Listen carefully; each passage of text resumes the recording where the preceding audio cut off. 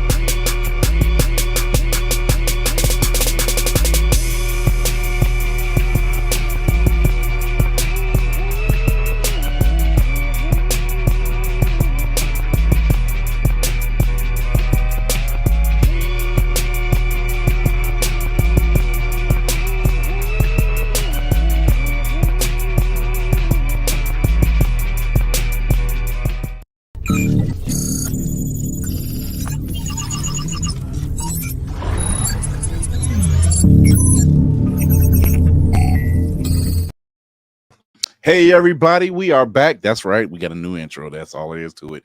Back again Tuesday. It's your man on the wall, Chris Fury. Thank you for tuning in. If this is your first time here, thank you. Number one. Number two, go show your love on the YouTube channel, where you'll find all these other past dope episodes and dope interviews and just dope stuff that we like to do and talk about. So thank you for everybody for tuning in for that one. I want to bring in the second lady of the camp. Whoop-de freaking do. What's going on, Nicole? Hello, everybody. How are you? All right. Hey, we're getting our very own cinematic assassin in the building. What's happening? What up?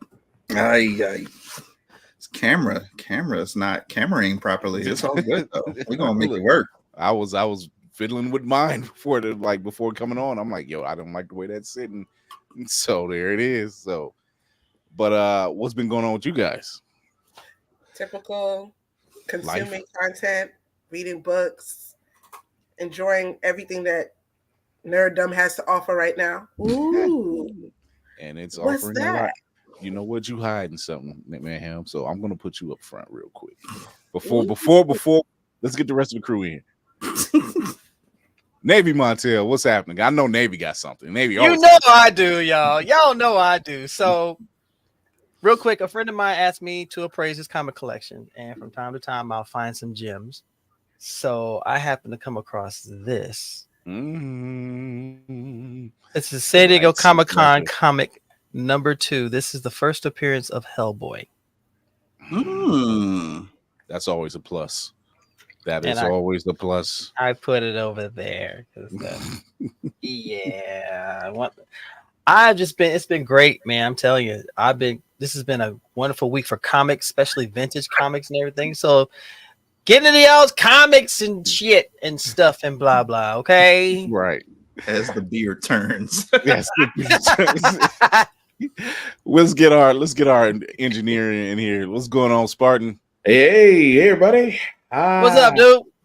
Reverend? How are you? the Reverend Navy, Reverend Navy Navy? of the blurred church down by the riverside. Yeah, I can't with you, man. it's so I think everybody has a little something. But before we get to that, I want to bring in our special guest tonight.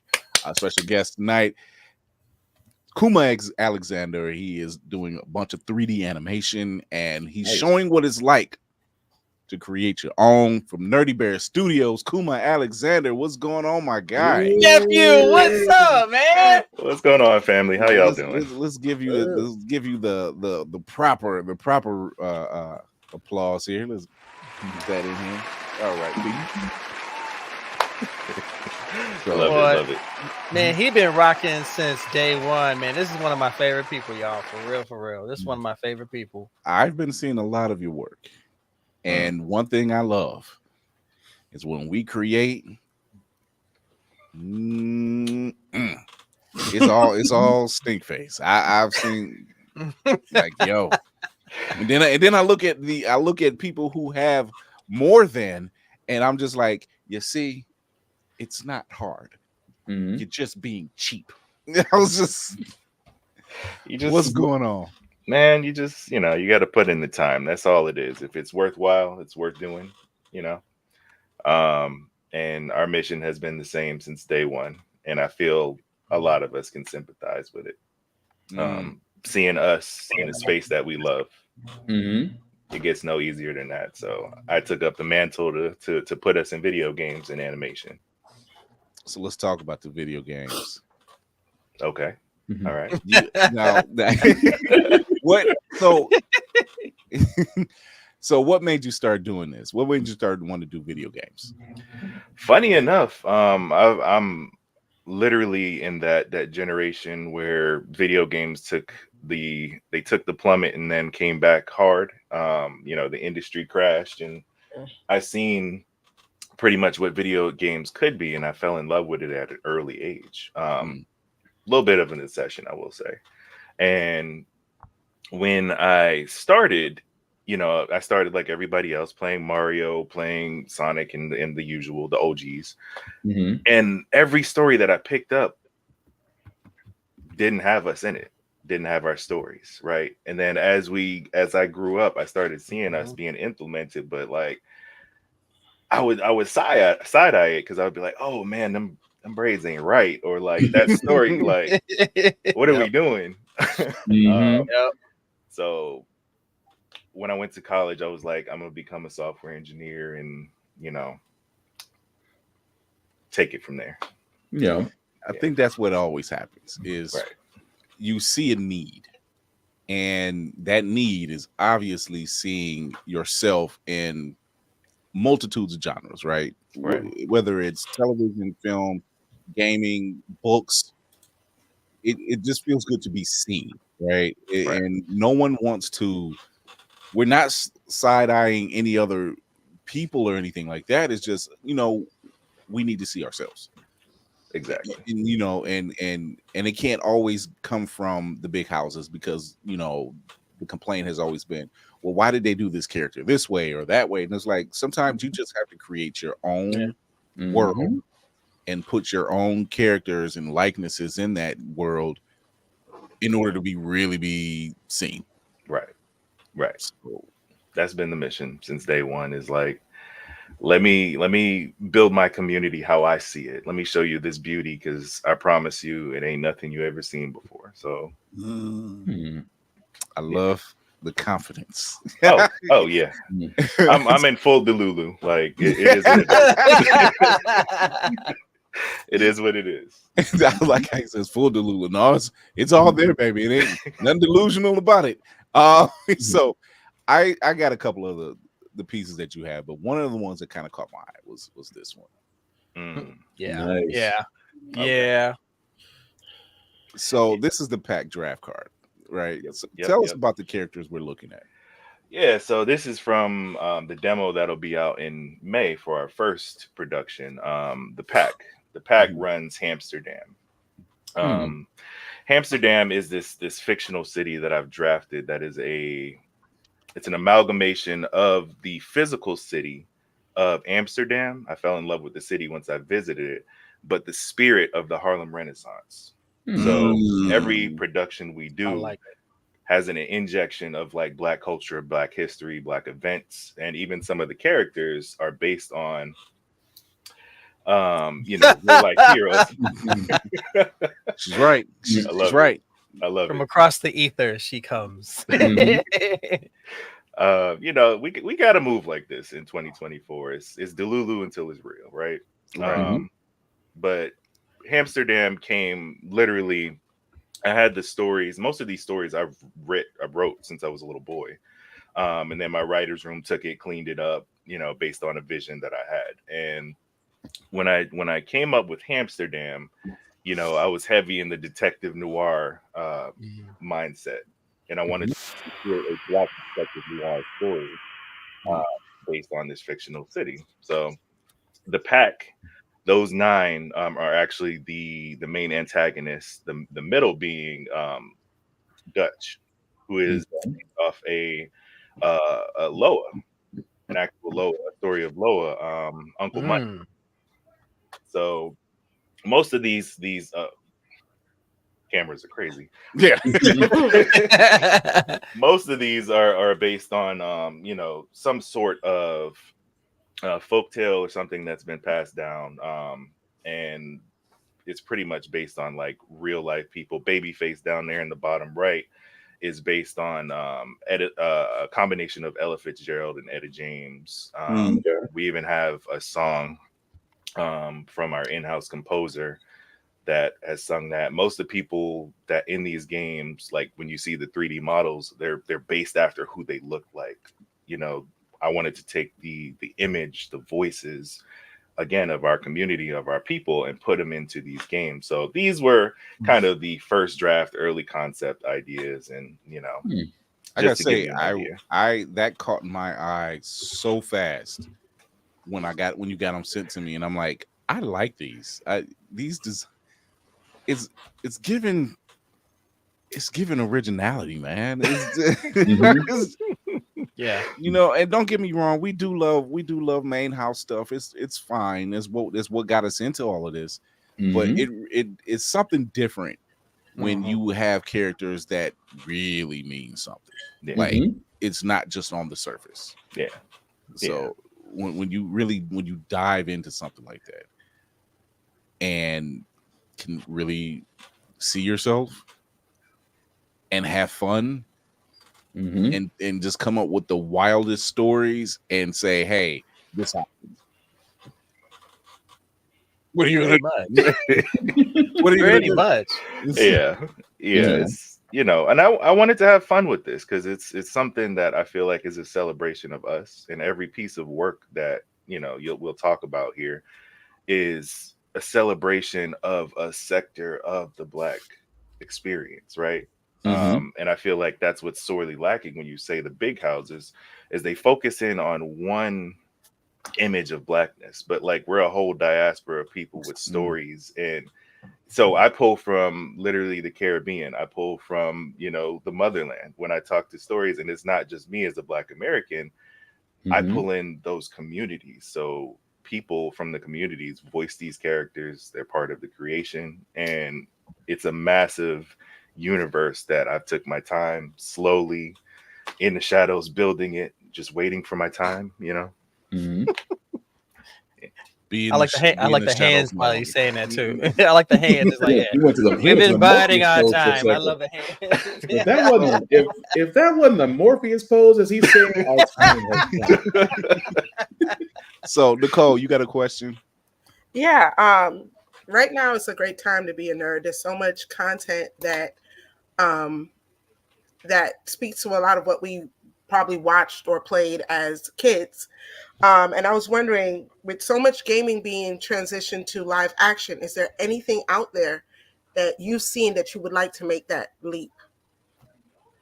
It's funny you say this, and nothing's inked, so I can talk freely about it. I have pitched to, I believe it was Warner that owns the property currently. I wanted to acquire licensing for Family Matters. to make that into a game and then turn that into live action. Mm. But when you're a nobody, right? Nobody pays attention. Oh my to gosh, here we go. No, Here we go. I'm gonna give you a different way to look at it. When you're moving in the shadows, nobody's looking for you. Yeah, True. it's still a stealth mission if there's no witnesses. There it But is. but You just that know, G and lasagna, man. That's all. What kind of game would it be, though? it would actually be horror.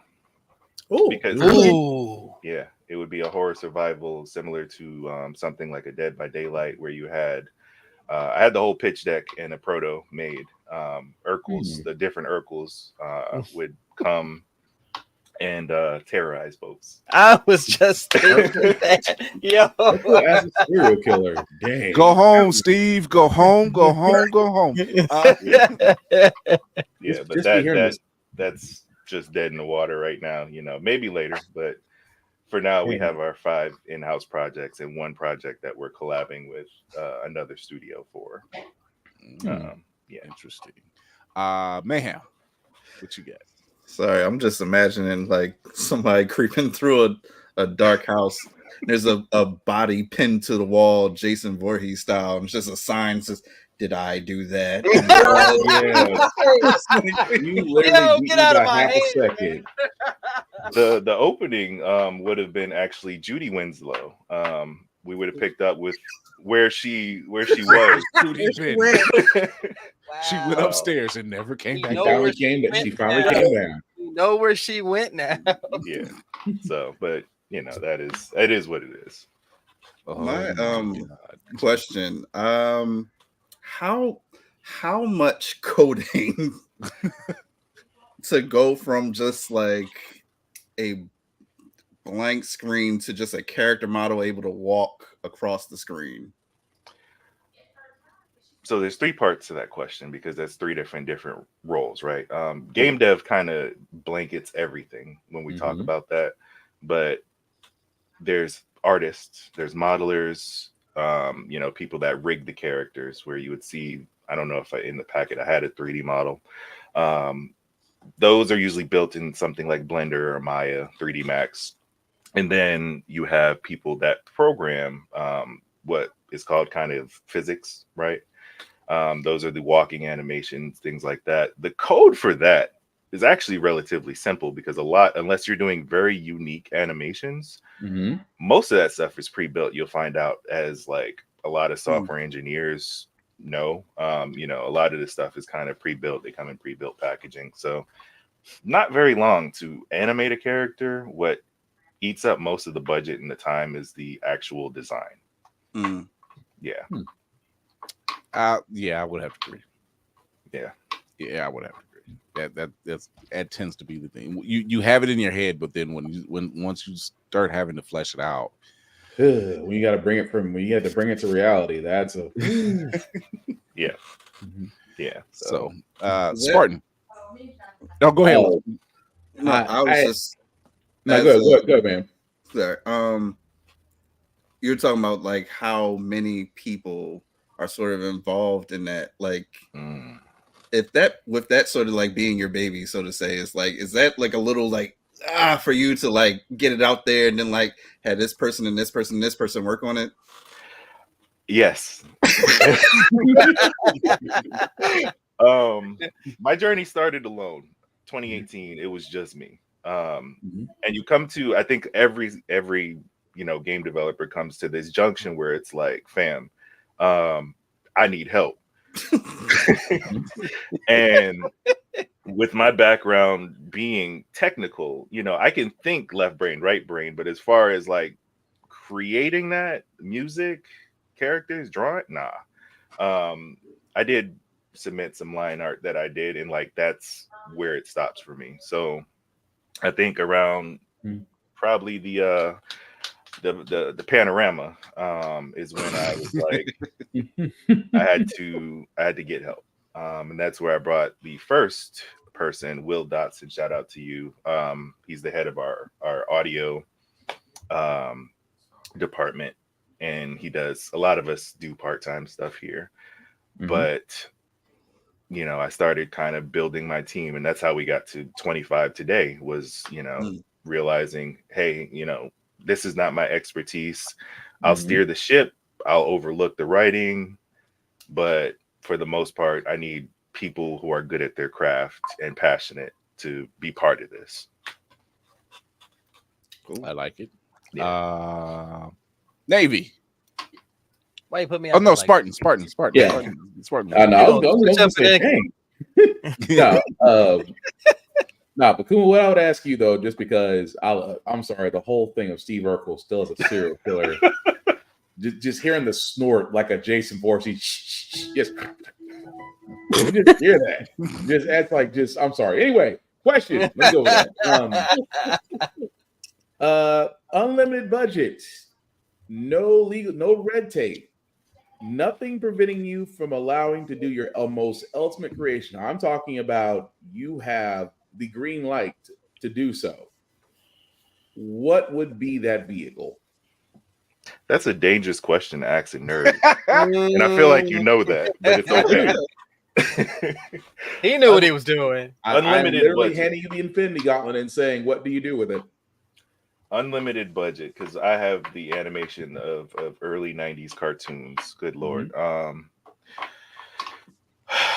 First off the rip, I'm gonna build my team out, and it's gonna be everybody that I've ever wanted to work with ever. I'm gonna acquire that.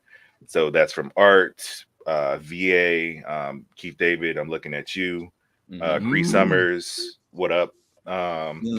Literally the legends. I'm gonna put those into places because I have in my mind characters that I want to be them to voice, and specifically them. So if they're not here, like y'all won't ever see them. They won't see the light of day. But as far as a game, I think because of what I'm doing, I think I would do already what I'm doing on a grand scale. And right now I'm doing what I can do affordably, but 5 games is massive for any studio. And then after that, we're going into animation and a full-length feature film. Like, this is actually something that I'm already doing, but I think I would do it like epic style if I had unlimited budget, you know, big names attached to the projects, and, you know, people you would have never thought. Yeah, we're gonna get you attached to some people. Yeah, I dig it. Also, the fact I do dig the Mega Man and Legend of Zelda behind you too. As I just say, respect. This one specifically, I'm heartbroken, and I need to take it down because they're not bringing number 3 again. I have a love-hate relationship with a lot of the big AAA studios, and they hold on to properties. Nintendo does. I'm a Nintendo boy through and through, but I need Mega Man Legends 3. It's made, fam. Just release it. Oh, it's Capcom, but I understand. It's Capcom. Yes, it's Capcom, but I understand the hatred. Yes. Yes, the hatred, not the hatred. Statement still stands. Triple. Right. I completely get it. The pain is still there. Okay. Yes. Right. Navy. Well, first of all, it's good to finally have a chance to chat with you. I have been rocking with this cat for a while. This is one of the most stand-up guys I've ever had a chance to meet, and I got nothing but love for Kuma. Kuma, dude, you already know. You and I've been rocking pretty much since day one on this jank, so you already know. It's probably been the pandemic. I think it's been that long. Yeah, I think a little bit before, because I started doing my I'm old shit. Okay. It's about right. That sounds about right. About right. Yeah, Mega Man 3 is Batgirl to WB. That's right. But I've known you since you rocking and you got Nerdy Bear Studios off the ground, and much congratulations and kudos to you for doing something like that. On your journey to create something unique and different, what has been a lesson that you've learned that you would pass on to someone who is on that creative journey, or maybe along those parallel lines?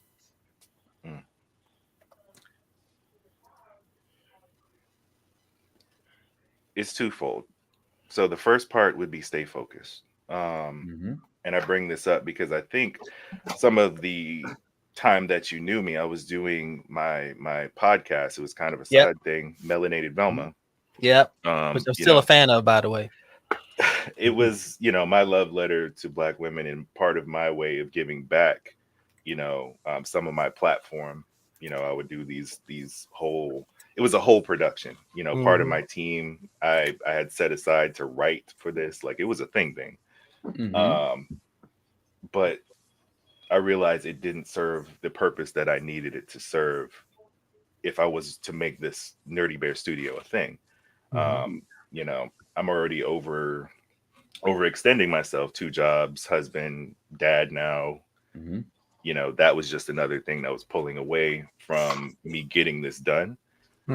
And had I talked to myself then, I would have said, stay focused. It's something I love doing. And if I had the time, I would pick it up, but there's only one of me. And I realized not everybody has access to a clone machine or a DeLorean, let alone a TARDIS. That makes it rough. Look, stay out of my head, okay? So that unlimited wealth, it's going to be a TARDIS sitting in my backyard. I'm just saying. Time travel is rough. I don't know if I could deal with 2 of me because I'd be sick of me sometimes. So I'm just leaving notes. I'm like, whatever you do, don't cross. You already know why. Just do this thing and whatever. Fair enough.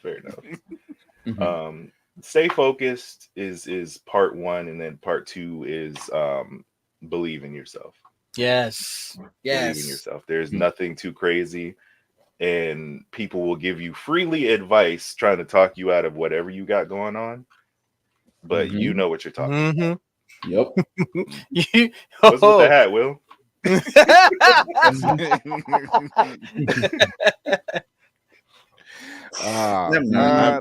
My second in command has joined the fray. Lady Mandalore, what do you got for? Hi, Kuma. Hi. Hey. Bad time. Mighty business. My question to you.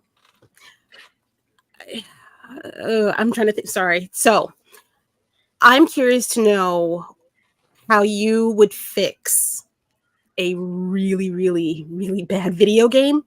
I have a few on my brain, but the one that comes up immediately is Marvel's Avenger. Oh, God. Yeah. The recent one? Sure. How about all of the above? How about that? And for some key points, I would like your to tackle, if you can, story, gameplay, art, characters. Chris, how much time do we have? The whole game. How much time do we have on this podcast, Chris? Whatever you like, sir. I'll try to do this as concise as I can, but as unspoken in the industry, from dev to dev, we try to make it a habit of not talking bad of other people's work. But I will say, I'm just asking what you do to wait. make I love us. If it ain't us, Black Twitter, I love us so much. That was the smoothest, however, comma you will ever hear on the airwaves. Okay. It's today's word of you ain't heard that from me. That's the new version. One, I think we don't have people that respect the source material enough. So I would consult, me not being a comic head, games are kind of my realm. Me not being a comic head, I would build a team of people with proven knowledge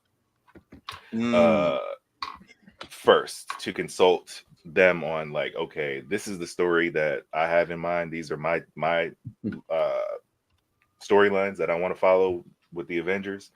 How can we branch this into like a trilogy? Because everybody loves trilogies, right? Yeah. And go from there. Like, it's the same way I'm doing my studio now, building people who are experts in those in those realms. I would find people who inspire me as far as artists. You know, when I look at like different cover art from old school comics, Mm-hmm. I would pull in, see if those people are available. If not, some of their proteges that inspired them, and I would build a team first. That's off rip. It's okay. I don't want to go too much. Okay. I'm trying to go kitty gloves because I know some of these people as mutuals. So like, okay, that's understandable. Understood. All right, That's well, completely fair. Your question's always trying to get somebody fired. Well, I'm the boss, so I can't get fired. I get it though. You just How big is that trap hole? relationships Okay. But I'm gonna always be truthful. There's one thing about me. I'm gonna tell the truth. I would say stick to the source material as a blanket statement. Artwork, find people that are actually good at their craft. We go for the bottom dollar often in this industry, and I'll leave that there. But Okay. Okay, so enough. I'll say Fair I'll put enough. it. I'll try to make it a little less painful-ish, or No, she who are won't. you talking about, motherfucker? Ish. No, she won't. I would say that I would put the majority of the blame on the higher ups, not the devs, because the higher ups are going to say, "Well, I don't understand. I don't get it. How come we're doing this? Why can't we just make it simpler? I don't understand. I wouldn't want to play it like this. Nobody's asking you. Nobody's asking you." on that, we see eye to eye. Yeah. I think it always starts top to bottom, especially in this industry, and more often than not, like none of these people is reading the source material. You ask them the difference between, Iron Man, War Machine, and what's his name, Exo Man of War. Yeah, Oh, yeah, Mhm. and they couldn't point the difference. It's just a man in a suit, right? But I think people that love the craft is the way to go. Oh Yep, my that's also true. She hit the nail on the head. How do you chase that Fortnite microtransaction money? Yes. So I want to show one of your games, which is I'm just looking and I'm like, it's when you say Nintendo guy, and I'm like, that's just exactly what I get from this. Yes. From just visual right here. Yes. So that was an online screenshot. I was playing with my lead programmer down in Mexico.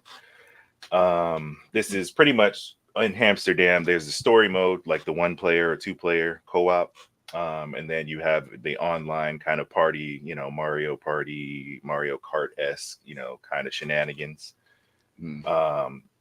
And this character specifically here is one of the people that kicked off Amsterdam in a bank robbery scene where they're heisting a combination bank art museum. And they're taking the art. Yeah, it's wild. It's literally, I wanted to lean into that like early comic book Roger Rabbit-esque-ness of detective noir, because I want people to have fun with this. So the cell shading, the colorful, strong colors is something that I wanted to focus on.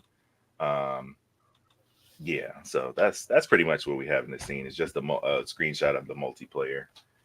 It's that type of stuff, because this is just I seen some of the play and I'm like, this just looks fun.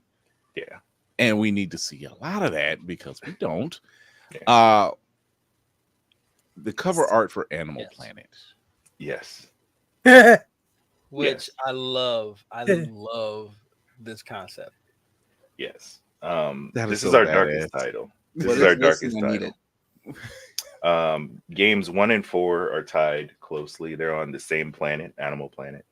And I chose to make the characters anthropomorphic for a reason. And we explore that in this title. Animal Planet is where Amsterdam is. So in the first game, we play in this little city. It's a little pocket of our universe just to open you up to it. And then it goes to Games for Black Girls, which is on Earth. We have 2 games that are set in Earth, and then we take a trip right back to Animal Planet in the 4th game. And it's like 50 years later, and it's a war-torn planet. It's completely different than we were used to seeing. And it's our commentary on the transatlantic slave trade, right? Pretty much they were rocking, they were doing their thing, and this invading force comes and tries to take them and domesticate them, for lack of a better word, right? Turn them into their versions of animals that they're used to. And I don't want to compare Black folks to animals, right? That's not what I'm saying, but it is the symbolism of it all, where, you know, they fight back, and it's war. Like you're not finna come here and just take over. So yeah, that's what's going on. Again, this is our darkest title. Most things are family friendly at Nerdy Bear Studios, but this one, like, we was with it. And I wanted it to show that. Here was it's when you mentioned games for Black girls. Thank you. This one actually stood out to me too. Because I like seeing our queens out there doing the most. Yeah. Doing the damn thing. Right. So, but yeah, I was digging the art and the vibe off of this, and I'm glad you had mentioned it. So I'm like, yeah. I like that. I like that. I see the hand. Will, what's up? So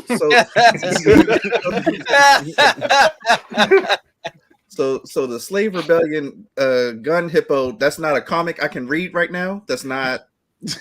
Look, and this is an SOS Lord, here we player. go. I done heard the question a million times. I'm not going into comics, but if there is a comic studio out there that wants to partner with us and take on, I will freely give the license. Just share the profits, rev share. Literally, the concepts are made. You know, the story is written, but like I'm just not it ain't like we don't know quite a few.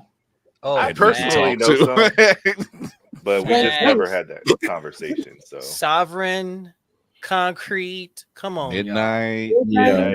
Midnight's on our panel on MomoCon. Like, you know, love Tachi and Lloyd. So E3, come on now. Like we got quite a. But I get that a lot. I get that question a lot. Is it going to be a comic book, a graphic novel? And friends, I don't have the time. I don't. Sometimes you got to pick your battles, man. I already know. It's just like, do I let this go or not? And just wait. So some of the other promotional art you sent me was like just some of these. Really, I want that on a hoodie. Ooh. I want that on a hoodie. Oh my God. Okay. Hear me out. Listen, here we go. Here we go. Maybe later. Never mind. Oh, it's too late now. You didn't open the bag. Open the bag. I know you drew this, but this would be fire as an Ozzy the Virus. I have to correct that. Yes, Shout out sir. to my art, my art team. You like Nerdy Bear, like yes, okay. Yeah. Ozzy the Virus that'd be a pretty bitch. It would be on a wall. If Ozzy gets his hands on it, it's gonna cook. I'm talking about in a wok, in a Dutch oven. It's gonna cook. Okay. Yeah, that was a character from Animal Planet.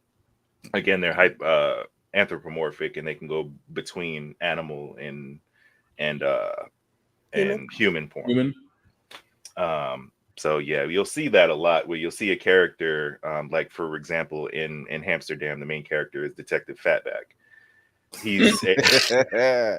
I'm on board. I love that already. I'm on board. I love that already. You gave the name, Detective Fatback. Detective I'm on board. Fatback. Yeah, there's two co-protagonists. It's Fatback and Collard Greens. I knew you were gonna say that. Yeah, Peggy Collard Greens is the player 2. I love it. Far, if you don't clip this, you're fired. Okay. I don't know if I gave you a picture of Peggy, but she has the 1950s outfit on with the little pig ears, and you had a lot of people. Let me see. You said the pig ears. Let me check in. Fatback and collard greens. Fatback and collard greens. Why does that sound like a 70s buddy cop show that never got made? Fatback and collard greens. Right. Like, you can't be real. Are you serious? They were like, no. That's if they remade Bullet Train, but did it here? No, I don't. Lord. You can hear the narrator solve the crime in half a dime. Fatback and collard greens. Fatback and collard greens.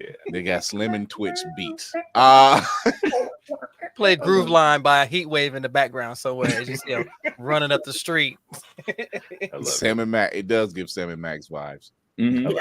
Said it gives Sam and Max vibes. Yeah. For those who don't know, that was the 90s. Mhm. That part. So why are you to revisit those years? Those were good years. Mhm. Speaking of which, good times. In the 90s. I see what you did Nice. there. Nice. Nice segue. Yeah, It's a gift. I It's a gift. So this love is that. the conclusion to our universe. We skipped over connectivity, but it's fine. Because this one is my favorite. I'm gonna be honest. Final Fantasy, it's no mystery. Final Fantasy VII specifically is my favorite game of all time. Respect. So I had to make an RPG and a black RPG that was set in what I consider one of the greatest time to be black, the 90s. Yes, The culture. This is true. Right.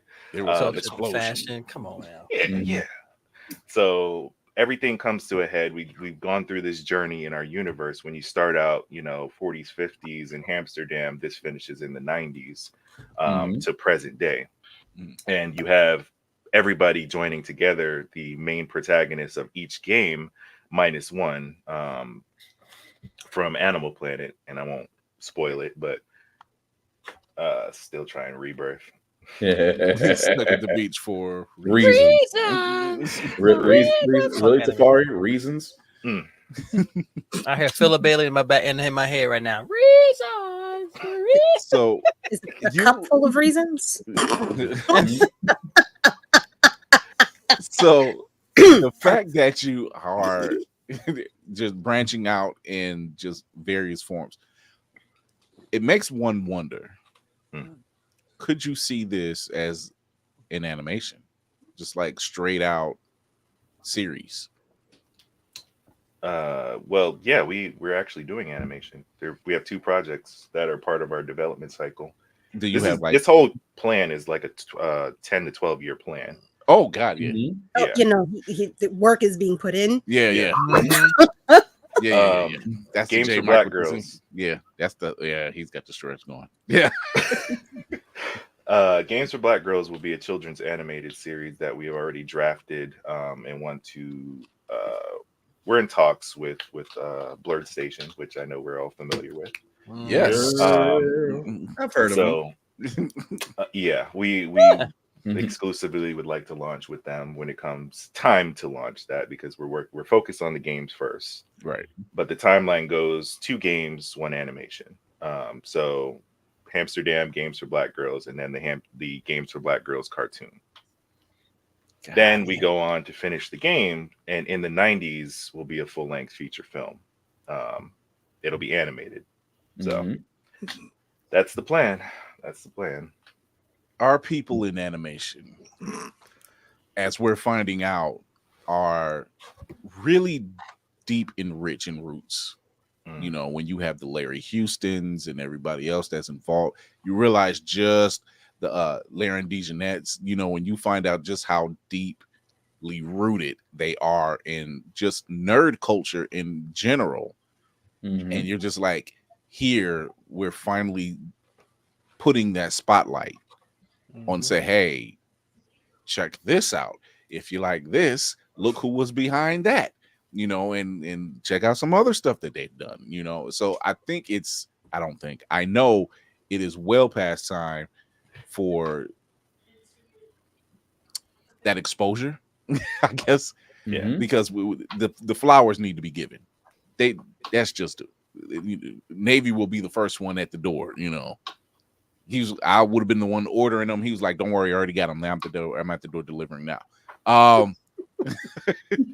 So I gotta say, from just person to person, us as family, especially you, Navy, like, that is much appreciated. When we're out here working and making it happen, there was one live you had that I was literally in the comments in tears, like, You mother, like I appreciate you better give that praise. Like I love it. Well, I was gonna say, well, you can't narrow that live down. It's like there's a couple of them. Yeah, they're all unique, but they're out. Yeah. No coffee that day. All I can say. You said no coffee that. No coffee Like, that you day. could have fooled me. I was like, man, who did it this time? Let me get in the shuttle and get down here because somebody's pissed Navy off. It doesn't take much. Just it don't take much for the Reverend to get preaching. Lord, don't get me started. I've already had to deal with somebody being stupid today. So it's just one of those things. It's one of those things where something happens. Navy's he's going on he's going on his rant, and Kira's like, the armory's full. Go ahead and grab whatever. I'll get the car. Make sure it's gas in it this time. Don't want to be stuck on the interstate talking about oops, hell. Last time we got stuck mid-drift. It took a minute.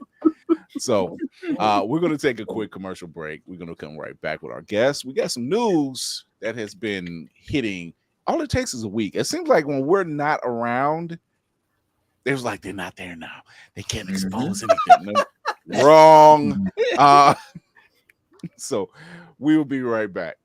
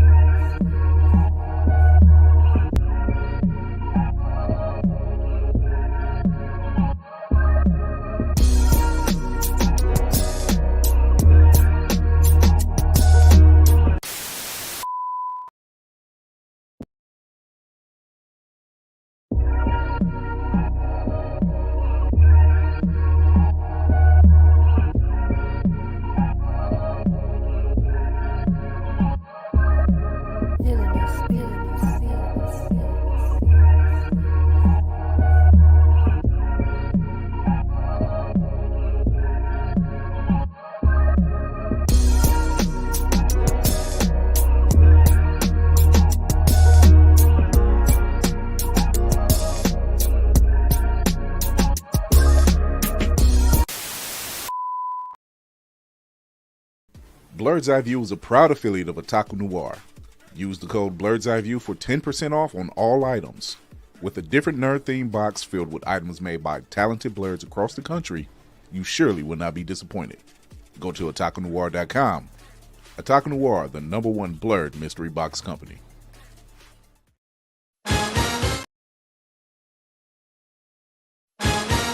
This just in. Feeling groggy in the morning? Coffee just can't give you that pep in the step that you're looking for? Try Pop Starts for that great get up and go that adults need. Pop Starts has the vitamin and nutrients that only grown-ups can partake in, and with flavors such as tossed salad and scrambled eggs, and Jack Daniels and Bud Light flavors to start your day or end it. There's nothing better to wake up to unless you count that depressing cubicle job. Well, anyway, try Pop Starts today. Pop Starts is not part of the Kellogg's Corporation. Pop Starts could give you diarrhea. Pop Starts are not found in your local grocery store.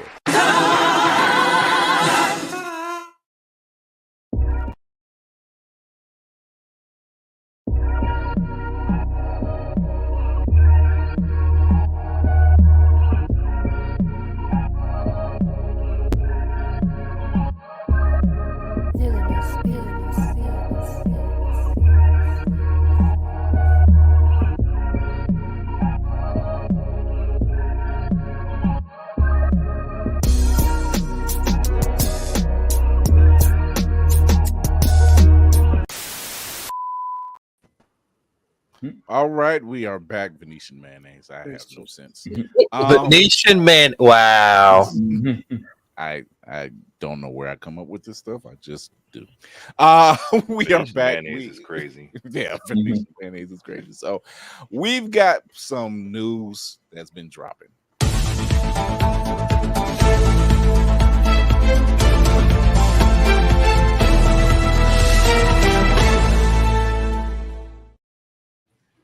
So as Spartan would be one to tell you, CinemaCon dropped a crap ton of news, which is considered one of the biggest conventions for movie theater conventions out there, and that took place through April 8th through the 11th, I want to say.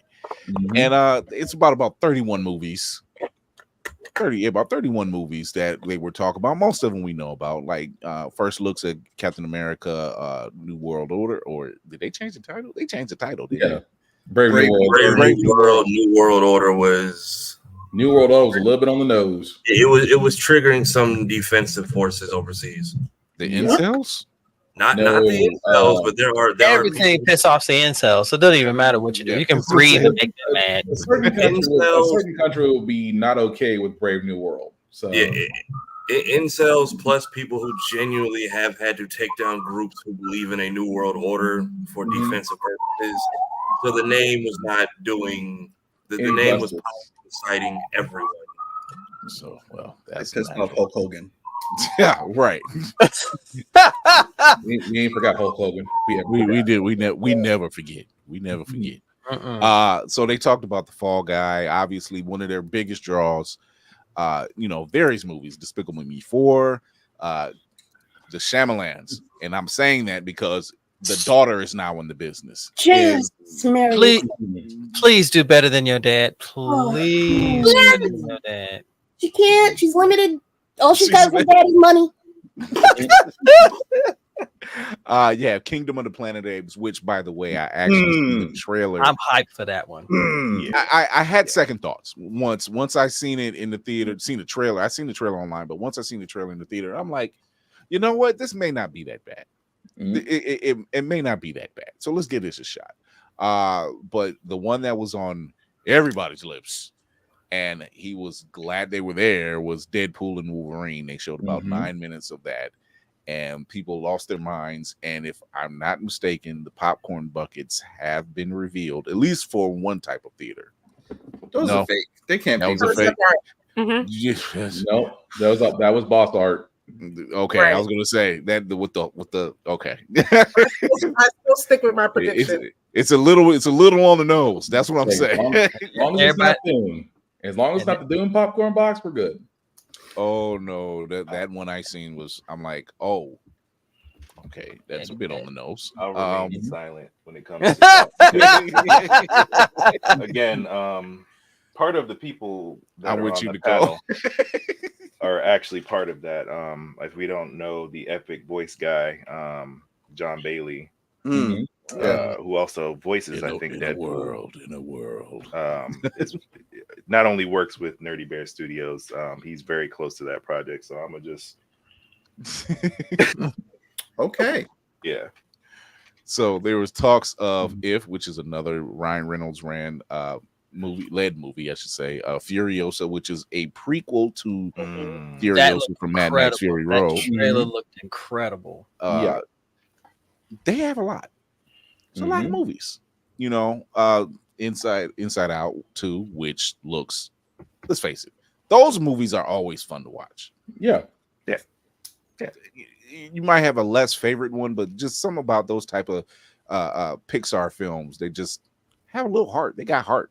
They're fun to watch. And you didn't tear up watching Inside Out 1. You got you're right. You're just like, damn, I kind of know what that's like. A Quiet Place Day 1, they showed the trailers for that, which looks insane. So I think here's the thing. Theaters need a shot in the arm. And they also need to stay in the theaters a little longer. Yep. That part. But it's kind of hard to see a return when your movie's only in the theater, no matter how successful it is. If it's only in there for 45 days, that's really not a good gauge to say, hey. This is why I'm waiting for those streaming deals to hit their CBAs, because once they do, they're going to be like, so you want our movies to go streaming? You're going to be paying more. You don't pay more, we'll go back to the theaters and force you until our theatrical run is over, and then we'll deal with you. Yeah. So I mean, Disney Plus is already talking about creating a couple channels, going back to old school television. Yep. So it's only a matter of time. As long as it ain't Tubi, I'll see what's going on. Not too. Whatever they're doing, I need them to figure it out pronto because I'm missing out. All right. I missed out on Godzilla. No, you can still go see it. No, can not still go Kong. see it. Not Kong. Godzilla, Zero Godzilla One? Action. Yes. Oh, okay, the other one. And we can't watch it anywhere because of the Yeah. Oh, finagling. they're All the red battle. They're within battlings. Right. Yeah, I So- missed Doom Part 2, so I'm mad about that because I love Part 1. I See, wanted now- to see that. I managed to actually go see Godzilla and Kong Frozen Empire, and when I say this is really good, I'm always doing like this. I'm like, this should be this damn good. The one I missed out on was 01. Yeah. That's- Minus yeah. one. Minus one. Minus And, one. yeah, Minus minus one. one. I saw the new Empire though. Yeah, Minus one. They're, I think minus one was out longer than any of the Yeah. other ones that Yeah. are out right now. Yeah. I think it was Yeah, almost it was. 2 months. it was actually, it 2.5 was, months. yeah. They, Yeah, they- still don't have they- their. They still have a Blu-ray release planned yet. Nope. Oh, because Japan is sitting there like, Nicole Yeah, said, they're like nope. they released it and then they re-released it and said, yeah, you can watch it in black and white. And I'm like, you guys just okay. Japan's holding that like an ace card in spades. Like, you gonna pay us, but we drop it. Yeah. So Mhm. that it's just good stuff. Beetlejuice, which is in what, September, I want to say. Yeah, September. So there's a couple of them that it's not as a heavy year as what we're used to, but there are some contenders. It's like, you know what, let's spread this out, and I'm grateful for that, actually. Opposed to just like, all right, May is here, let's start dropping them, and it's like it's one every other 2 weeks. So I said, figure out your release dates, keep your movies in there a little longer, have fun with it. I miss the old days. Yeah. The olden days. I was the let's go to the movies crowd, right? Popcorn bucket and dancing soda, whatever it was. Yeah. Let's all go to the movie. Same. They have like Yeah. a remix- The there's like a drive-in. remix- Yeah. Yeah. There's like a remix version of the tune now on Hulu every time they get new movies. Right. Right. So I don't know. When it comes to movies, like, of course I'm very much a nerd and I'm going to watch everything you stated, but I'm specifically looking for the video game movie verse to take off. Speaking of which, Keanu Reeves, who has done no wrong in our eyes. As a matter of fact, him and Ryan Reynolds. Really, Kira? Daddy. As a matter of fact, him and Ryan Reynolds and are pretty much neck and neck on being the white Jesus. The least problematic, if not problematic at all, people that's out there in Hollywood. But he will be voicing Shadow in the next Sonic the Hedgehog 3 film. And I'm just like, Keanu, you like this, don't you? You like playing this just tougher as nails, and Tafari had the most best explanation. I can't top it. I can't top what he said. Yeah, I'm telling you, Maria is to Shadow what that dog is to John Wick. That's when the stick is getting pulled. I'm telling you, these kids, we've gotten 3 movies in 4 years. I get it, but if y'all are old enough to go see the first one, you got to be at least like 10 now. If not, blame your parents. But second he cocks the gat, I will scream like Cap getting the hammer in Endgame. I'll do it by myself. I don't care. This movie's you're not alone, because trust me, seeing spoiler alert, seeing Beast at the end of the Marvels, I was just like, yeah, Right. We're here now. And then somebody must have used chaos looked control. good, How did too. y'all leak everything in CinemaCon except this movie? Right. There was Had a whole sort of- fight scene apparently. Again, the same people that went after GTA, the GTA leaker. That's why you don't hear from him anymore.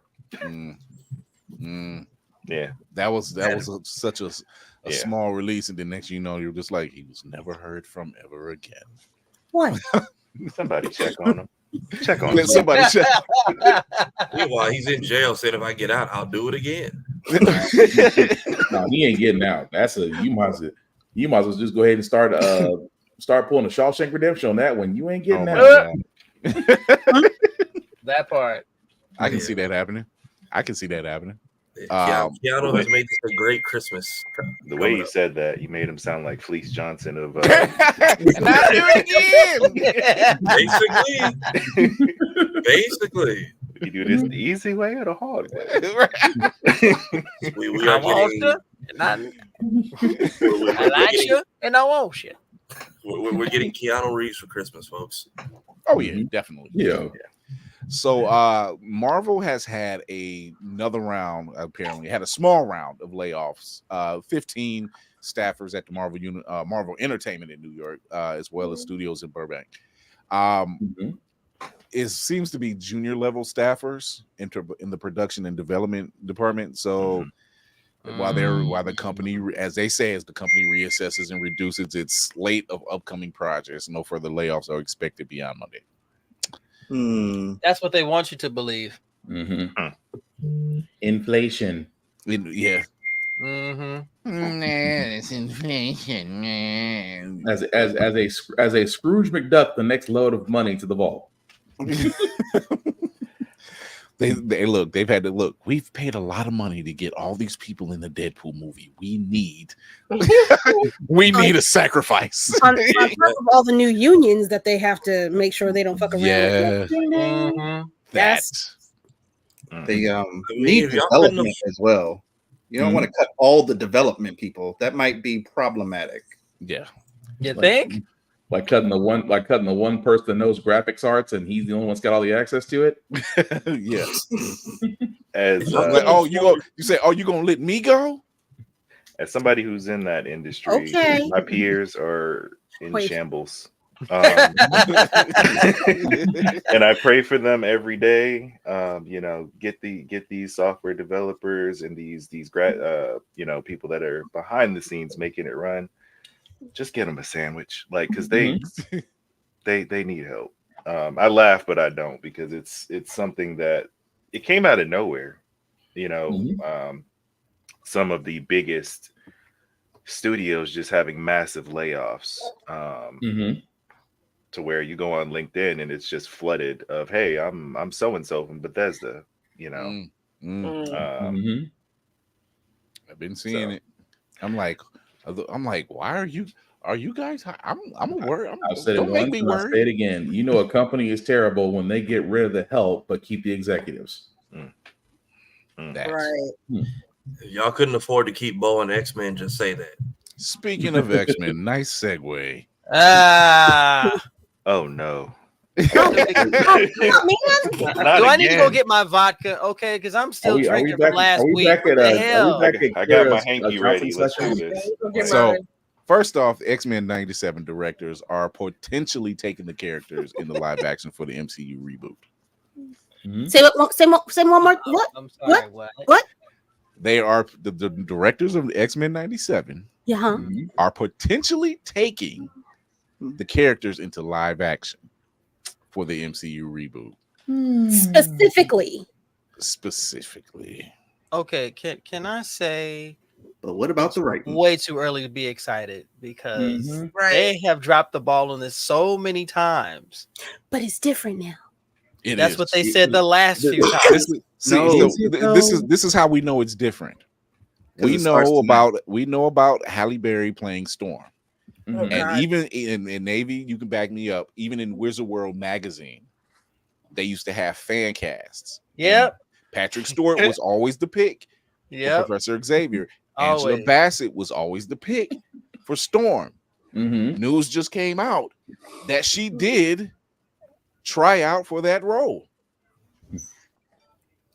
And we lost Kara. Where's the log off button? You know what? If you literally listen, if you actually found out who auditioned for each of these parts, it would blow your fucking mind. Because it was literally in your face. Like they literally said. Why Angela Bassett didn't take the role? Who's writing it? That's who's right. Who's writing it? Because Patrick Stewart was part of the fan cast. Angela Bassett was part of that Dream fan cast, and Kelsey Grammer was also part of that Dream fan cast. And out of those three, two of them got the jobs. Yeah. And why those two did not do bad jobs, they wrote that other character like shit. Right. That's like you knew it was a problem when you took the most powerful X-Men and you turned them into a statue. Yeah, we ain't talking about that. Yeah, reminds me of a rock song I used to hear. Hot garbage. I'm telling my wife, she's like, "Who is he?" And I'm explaining it to him, and I'm like, "So he's gonna get out of this." Damn. Your mutant power is that you can survive anything, and you get turned into a McDonald's playpen statue. Right. Yeah. Survive everything except that. Exactly. So. No, so it's here's tequila, sir. so it's good tequila. So I'm sipping slow. That Don Julio Silver? No, this is Siete Leguas. This is you some gonna- other. See, you know that. Oh my God, Logan, just go to bed. You fan? No, I'm not going to bed. You can't make me. I'm still thinking we could see a lot of the returning people from the OG's movies in Deadpool. Oh yeah, But- just like briefly. I'm saying briefly, and then at the end of the film, we get a reveal of who the new cast for everyone is. Like, yeah. I know She Who Shall Not Be Named is coming in as Dazzler, but I don't see that being more than like a 5-minute cameo. They're going to treat. I swear to God, they're going to treat Hopefully that character like they do every version of that character in every animation of that character. Brief, done and done. But that's where I agree with Reverend Navy. We can't. It's too early. It's too early to get excited about it because we've seen what happens when they try to do live action X-Men. We have multiple examples. This is when I get excited. When I go to the panel at San Diego and I can ask them questions and they answer them instead of saying we're under an NDA and we're not able to answer that question. So you mean nigga don't ask? That's what your NDA is? I know my NDA is nigga don't ask. Straight up. It's kind of the running thing around here. So y'all don't think that they have to learn their lesson. They have so many missteps that they have seen. The people who took the missteps are the people that just got that Disney bought out. Oh, I got one better. The people that took those missteps are the same ones that think they can do great at Sony and DC. That people that took those missteps, and we're not going to escape past this. They smoked Darwin like a Newport. They were smoking Darwin packs. Like how do you do that? Yeah, they have no explanation whatsoever. So that's why I said when the mouse put on this, when the mouse put on that gauntlet and got that power stone, he was like, "You are mine." That's just all it was necessary. Inevitable. It was just what happens, Mickey, when you have everything? I finally rest. It's the same. I go to public domain.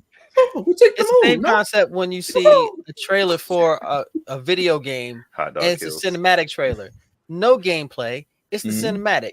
It's the same thing. They want you to get excited because of an empty promise. Get excited and analyze frame by frame of a trailer. No, I'm good. Mark, hi. Oh my God.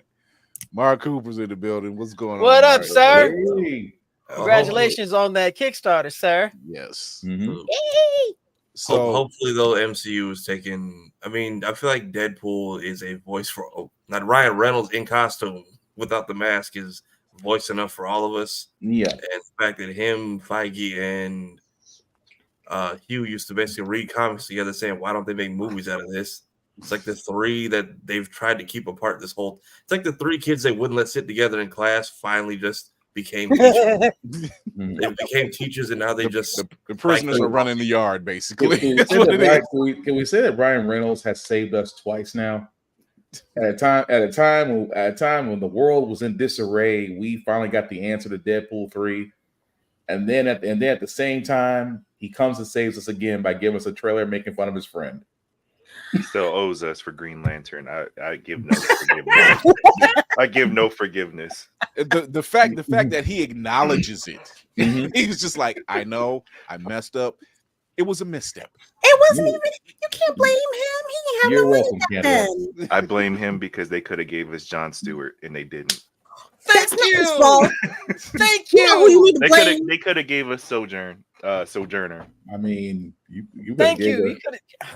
I would have mean, accepted okay. even the one Green Lantern I don't like. So Joe Maling could have been that's the our elephant Green in the room. That's the elephant in the room.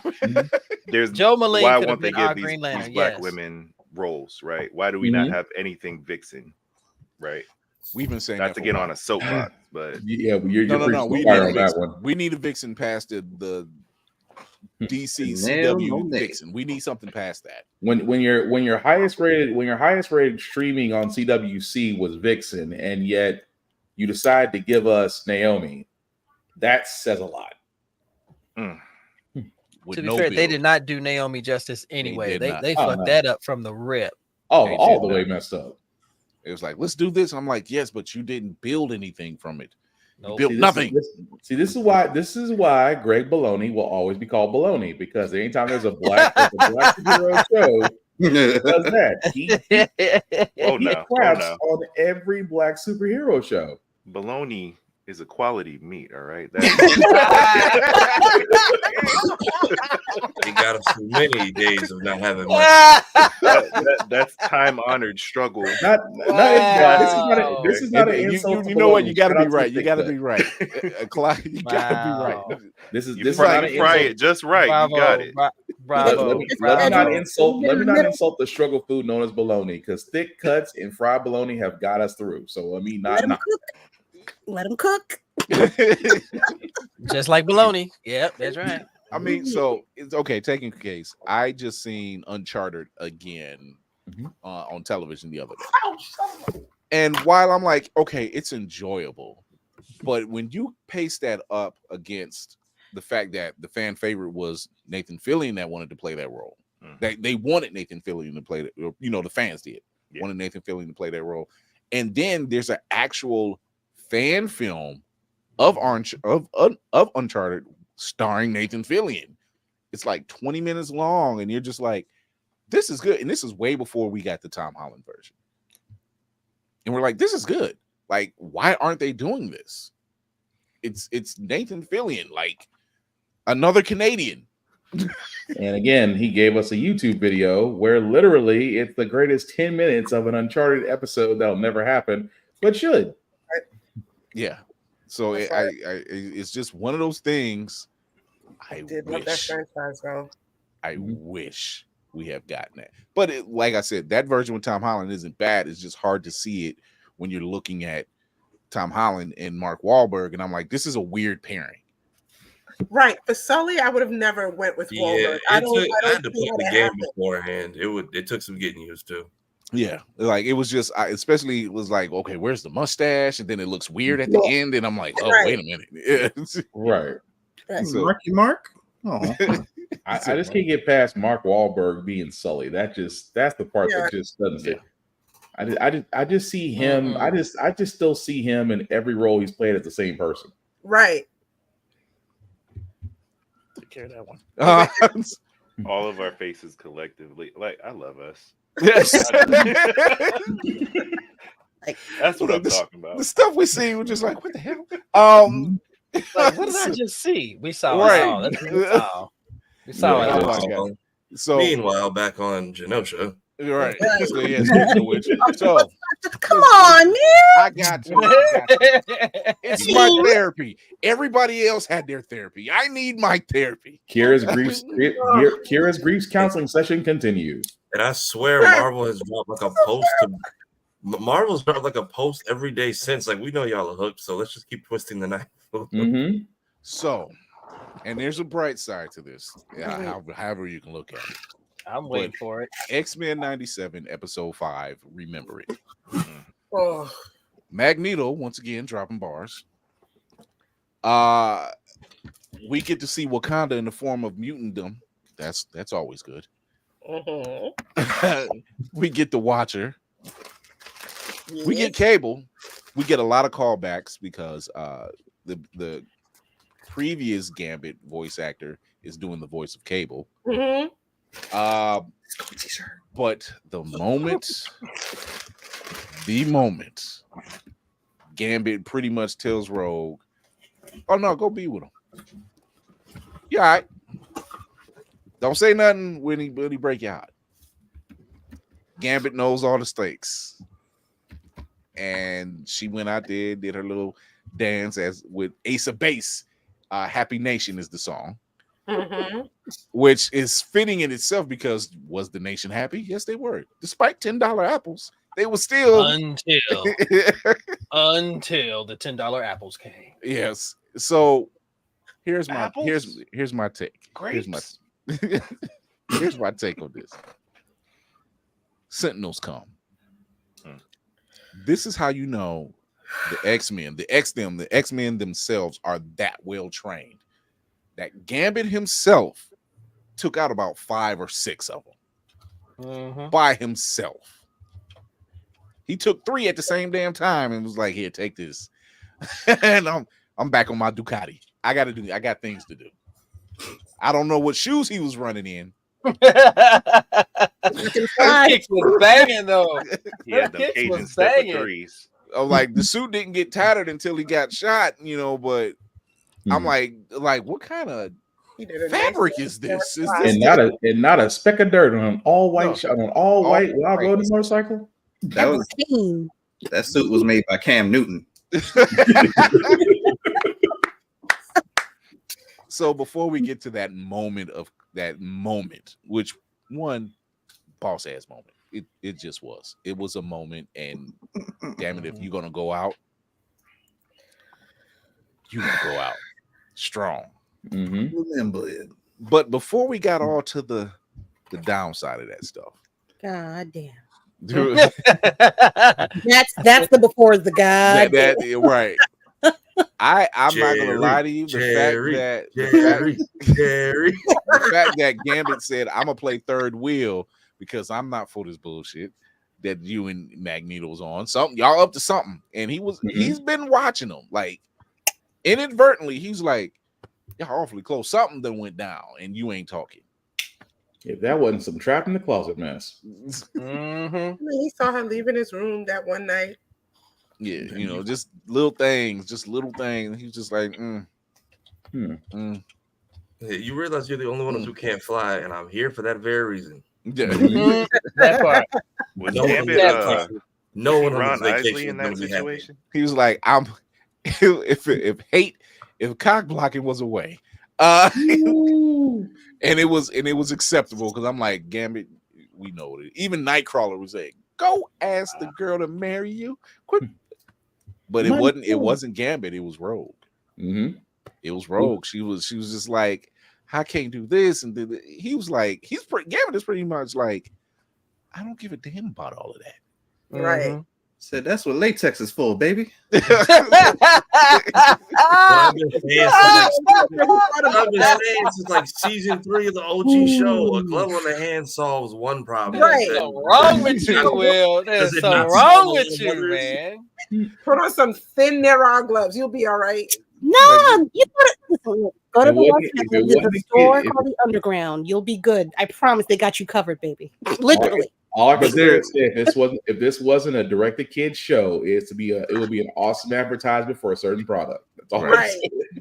Right. I will say this. I will say I this. feel like that's a joke for Morph. Just we haven't a touch for some reason. Like latex on the hand fixes a lot.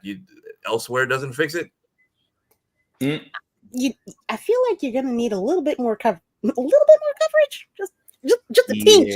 I'm Just a pinch. gonna wave at that one as it passes me by. Just a scunch, ladies and gentlemen. I will Just say a this.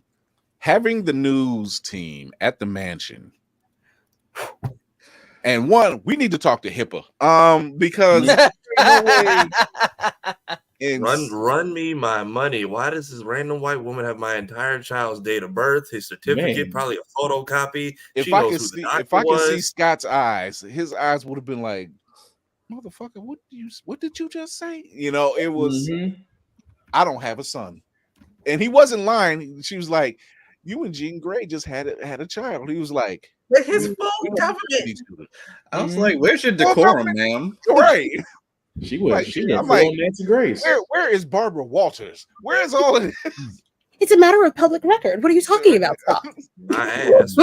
Rona Barrett wasn't like this. Rona Barrett Mhm. didn't conduct it like this. What the hell? Right.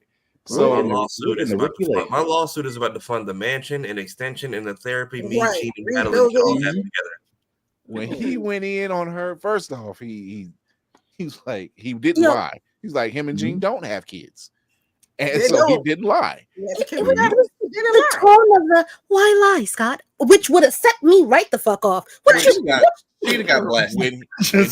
When he said when he went in on her, Hmm. he was like, "Thank God we're We're not like you."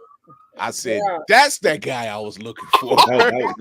That was a little bit of Magneto. I was a little bit that was about to be a Magneto speech out the bat. I was giving you flack back in the day. But I was waiting on them. I'm like waiting on them Nah. balls to drop, my brother. No, I'm about to say, yeah, that second one finally dropped, so it was great. It was like, Duke up, nah, I can be an asshole. Yeah. Hmm. I'm like, I this just is wish not I just wish Magneto was on the other side going, see? If Magneto had been there, he would have been standing back just like this. You should have said more. That's what he would have said. You left out a little something, but I like what you did. Hank would have been that dad who takes Word. his glasses Definitely. off and pinches the horn of his nose like, Oh, well, he was already had. Yeah, he had that moment when yeah, I saw it. when him and Jean were actually arguing. He was just like, "Oh dear." Yeah, in front of the money, arguing in front of the money. Not in front of company now. Right. You couldn't wait till after they left the cheat. You had to do all this just now. Oh, the telepathic sneaky link. Yeah, and you You have heard to them pay. You have to talking? pay attention. You have to pay attention to those details because when he's sitting on the bed and he's talking to Jean, it ain't Jean because Jean wears her hair in a ponytail. Mm-hmm. But did And you peep? Go ahead. Did you peep Emma's face though? Oh, Emma. Emma was, oof. Emma was Emma- like, "Oh, I done seen something. Okay, here we go." She's Emma like, was- "Oh, I was just out for a minute." Out indeed. Emma was Right. Word. Emma was front and center for Mute Maury right there because that was more important than the meeting. Mess. You can tell Emma Frost watches Zeus Network. It was like, this is the messiest stuff, and I'm here for it. Oh my gosh, y'all. But Jean's pissed. It was like, what do you want this man to do? She's like, he said, she's the mother of my kid. She's the woman I married. Mm-hmm. It was like, well, how you gonna blame that on me? Bars. Right. Because I'm She's like, sleeping he on cut the a sinister, cut a piece out of me, and that's what you fell in love with. 5 Okay, minutes. well, ago. Well, yeah, I didn't know. If we're really being honest, that's telling me how loyal I am to you because it's still you, just with a different name. My So you thing mad is, at, so you why mad at am me I- for loving you? Kira's face. my thing is, my question would have been like, why am I still on the couch? If that's the case, why am I sleeping in a mansion? Hold up. Right. Hold up. You're That's- not that's gonna a lie. choice. That's the here choice. we go. Absolutely not. First of all, That's a who are you choice. supposed to be working with? The original or the copy? Who How you was- who you want? Number How was one. he supposed to Two, know? That's a month. You've been Wait. hurting mentally with this young lady for over a month, and you've made no effort on our part to try to make something like this work or let me go. Which Oh, one is that's- it, Scott? What do you want? That's not gaslighting. That is asking a fair question because if she fooled everybody, why am I the one on the pole? Why am I the one on That is a valid question. I'm just asking questions. I'm just saying. At this I point, mean- and you're being secretive about it. So You know I you're mean, wrong. but here's the thing: she wrong you too. was out there, you out there to. messing around with water bubbles and everything, and then you kiss Logan. Even Logan was like, "Yo, hey, wait a minute, It's not too like much. this." So yeah, we just gonna sashay past the fact you kissed Logan because you was in your feelings, Drake. I mean, listen, look, Logan, it's been a Ladies and month. gentlemen, as the pot calls the kettle black. right? She ain't been touched in a month either, homie. She Also, got me. or longer. So it's cool if they do it. It's a problem if I do it. Clones got needs. Clones got needs. Meanwhile, for Gene, it's been at least 9 months. Yo, I mean, it's like, what do you do with this information? So there's I feel bad for them. obviously now, number one, if you've seen the latest teaser for tomorrow's episode that was dropped by Marvel Entertainment, it is giving every bit Days of Our Lives. Right. I saw that. I have And I'm not seen like, it. okay. I'm not going to see it. I'm gonna wait till tomorrow Days morning. of Our The marketing, because all they did was they showed a quick clip of tomorrow's episode, but then they showed all the other stuff that happened on episode 5 between Gene and Scott, and it was every bit your mama's and your grandmama's soap operas. It was they had the white fading around it and everything else. It was And I'm like, passions. It was Days of Our Lives. All my children. As the world turns. General All Hospital. of it. General Was there some Hospital. guiding light in there too? Was A there- little bit of that. You know what you messed up if they played during prime daytime hours and they did it right in between soaps and just see if it stands out. I gotta say, the marketing on this has been bar none, because I'm like, you don't strike that lightning too many times. That was actually Somebody genius. needs to take that footage and just rework it with either like Jerry Springer music or Flavor of Love songs. 'Cause that's the quality of what happened in that house. Now we have to explain ourselves to these strange ass people. Meanwhile, on Genosha, why should we like you? I don't know. I would have just started snitching. I'm like, yeah, my baby's gone. Y'all all up in my shit all the time. You notice Bishop's missing for the 5th time. You know why he keeps coming back every time the black man comes back like Samurai Jack is because y'all find a new way to fuck up the future. Are you happy now? Like sands through an hour. These are the days of our lives. So while all of that drama was going on, at one point it looked like it was Freaknik a little bit, or Carnival, I should say, over on Genosha. Crop over. Speaking of, Speaking of that, doggone it. Jeez. Man, do we and this is where I lack comic book knowledge. Do we have precedents for Magneto's Fashion Nova onesie that he Baby, wears? Meat Man Magneto? Yeah. Oh, Man Meat Magneto. loves my a one bad. piece. Man, meet Magneto. Yeah, Magneto loves a one piece. that is I mean, a he precedent. does. But like that thing is thinging. Like what?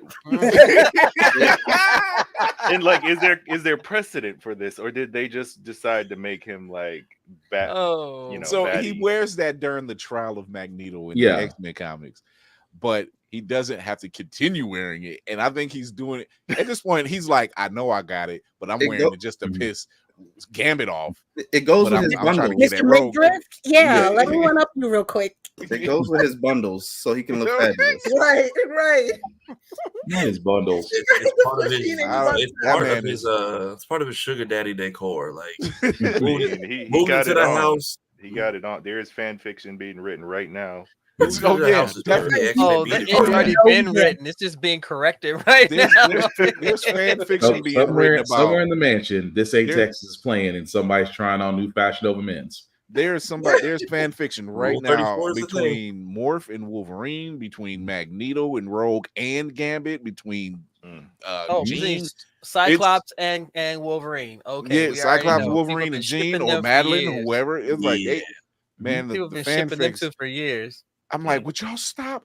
Like Wolverine, Scott, and Jean, that's the thruple. And I'm like, stop. Everybody's saying Gambit is so mature. I'm like, we can call him mature. It's just he better than me because I'm so angry. I'm flipping my own weapons into the fire, like out of rage. I mean, if someone is flicking explosive cards and you say they're calm, they're just considering how much bail money they need. Yeah. I heard Gambit was. Did he have any left by the time You said he was what? What'd you say? I heard Gambit was Drake with composure. Drake would compose. Wait, Nicole, what'd you say? I'm sorry, done. Whoopi. My bad. Wow. Yo, that's a clip. I'm just saying, you've been there all these years, and then Sugar Daddy show up and you lose. Like, you get to the island and you already got Genosha money. Where the hell that came from? Right. You know where that came from. Yeah. Been Magneto was slipping on cash. You know he was. He was like, "Hey, go ahead.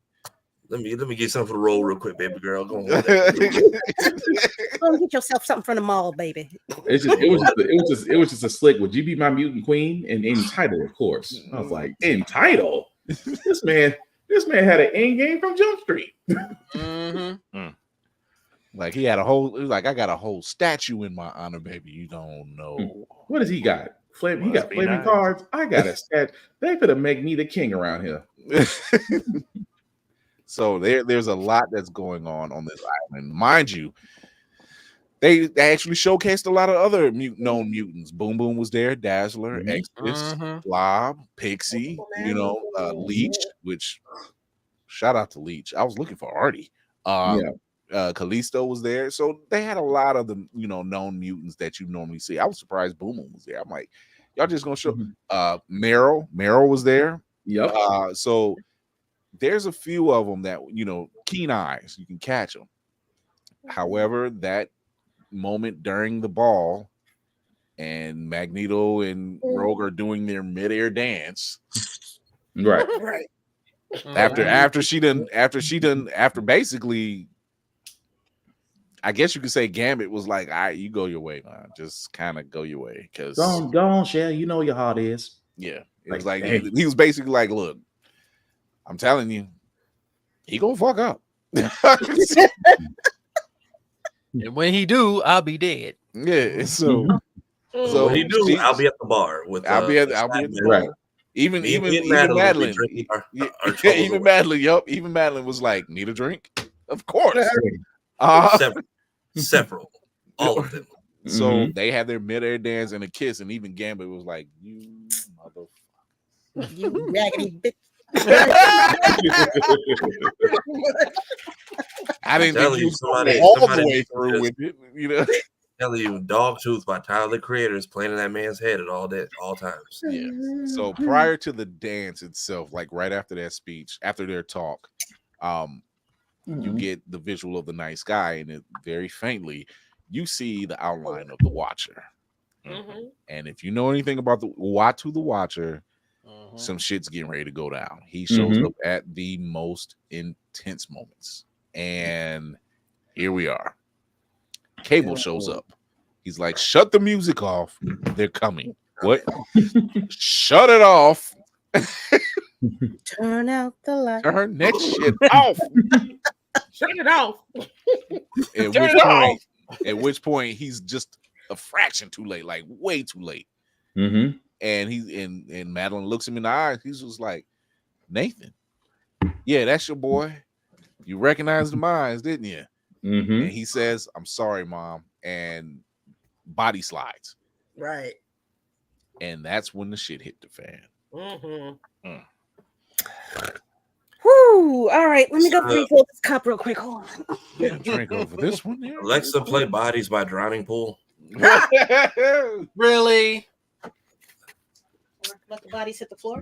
Now, yes, and the best part, she would have caught all of this if she had just been less focused on Scott, because natural disaster. Because when Kira pointed out the song, I went back and watched the first episode. It's the vision from the first episode. Hey, Lizzie. It's now I don't know if it's the entire island of Genosha or if it was just key point. It looked like it was Just key moments. It was key points. It was the lower. What is it? I guess southeast. Closer to the yeah. It looked like it was closer to the shore or whatever, like the more inhabited areas. Closer to the harbor. Yeah. Toward the north to more populated areas, and I think further to the west where they were where they had a lot of their factories and things like that. So it was hitting a lot of key points. Yeah, it wasn't just mass destruction. Right. So Here you have this. I don't want to say master mode, but you have this kaiju version of a Sentinel that's It not was only living just, tribunal in metal form. yeah, Right. it was just dropping off Sentinels at the same damn time. At which point Magneto gets thrown, like it's destruction, immediate destruction. And the first thing Magneto says, I'll draw them away while you guys get them to the shores, or what do you say, to the gardens, to the gardens. Yeah. Gambit jumps on a Ducati. Akira slides. Akira slides and everything. Once again, I need to know what those shoes are that you're wearing, because Gambit, you got a hookup. I don't know. Is that those new? Is that those new dress sneakers? Is that what that is? You know, look like dress shoes, but they probably shoes that have a good grip for after party activities. If you don't make it back to the room. Oh, Oof. The lab. Here we go, ladies and He was gentlemen. fully planning to be Mr. Steal Your Girl that night. He was fully planning on Mr. Steal Your Girl activities, and then Rogue came to the room early and was like, about that. Feet planted firmly on the bed, ladies and gentlemen. Firmly on the bed. Not the grip you right shoes. But real talk, him and Rogue make a great team up. And as a matter of fact, him, Rogue, and Magneto made a great team up, taking care of business. You know, Magneto draws him away, Rogue does her thing, Gambit does his thing. They were fighting them off pretty well, but it was getting people to safety that was the issue, because it happened so fast and such a blink in the eye. Like, even those that was flying to this is where you see Meryl for a quick second. Get everybody to the garden. Wasn't that her and Banshee? That was all it. Yeah. Banshee was there at the table. I'm like, Banshee can't catch a break. But they were taking them down. Hollering. Yeah, exactly. He's like, this ain't the time to be screaming. No, this is the perfect time for you to be screaming. Right. But like I said, Gambit took out about 3 of them right there, you know, in style. Rogue takes out about 2 that I can count. And then there's one that he took out off screen when he saves the Morlocks. You know, so that's 4. Then he took out a 5th one, and number 6. You know that whole. I've watched that scene, that whole destruction scene on out, and watching them get it in, like really get it in, and Gambit just saying, you know what, yeah, this is where I'm thriving. You know, I'm taking shit. I'm taking aggression out. Number 1. I got some aggression. Day, so bring them up. Yeah, I need somebody got to catch the smoke. And Magneto is doing his thing, and I'm still on the fence about this. He's with Leech, and I'm wondering, because Leech can take away your mutant ability, but can he also dampen it where it's not as powerful? Because yes, you know, that's what I was thinking. Yes, and I'm like, I'm thinking that I'm thinking that Magneto's not dead. Nicole, you have well, in the corners of the internet, they were suggesting that Leech has better control of his powers at this point, because you see him in the beginning with the other mutants, and they're morphing, they're changing into birds, Pixie, all the different mutants that are around him, and no one's affected. Right. So maybe he has better control of his powers at this point. He's learned. He's been taught how to control his power, control his ability. Right. That's what I wondered. And I wondered about that. And then on top and he of do that, it still under stress in genocide though, because I think he trusts Magneto so much, because he once again, he quotes him several times, and he's, you know, when he looks down and he speaks in German, which in itself, I'm like, yo, Magneto is reaching right now. Like, he's saying, do not be afraid. And I'm thinking that in that moment, he's telling Leech, take it all down. Take it all down to draw the fire away. Mm-hmm. I can't get you guys to safety if you're here with me and I'm stopping this thing, and it knows me as an Omega level mutant. So I'm wondering if Leech just said, okay, take all the power away. That stops the that stops the Sentinel from attacking and walking away. Because it's going to perceive it as like the threat is no longer there. Right. The threat is neutralized. Yeah. It's just like, it's like, okay, it's destroyed. It's done. It's gone. You know, unless it can't pick up its signature or heartbeat, it's not there anymore. So I'm wondering if that's what he was able to do. But in doing so, why he's keeping Rogue and Gambit at bay, keeping the Morlocks that was with him safe, fending off this dang Sentinel. I'm like, yeah, this dude's a threat, but he's probably slightly depowered to going to fully depowered at that moment. Does Leech need to have skin to skin contact like Rogue? No. That's what I was wondering. No, he does not. He has to be within the vicinity. I believe the measurement was within 10 to 15 feet. Yeah. Shotgun range. Dang. Yeah. He is pretty much a powerful dampener and siphoner. God damn. So it's that moment that Rogue is just like, she's saying, Eric, don't you dare.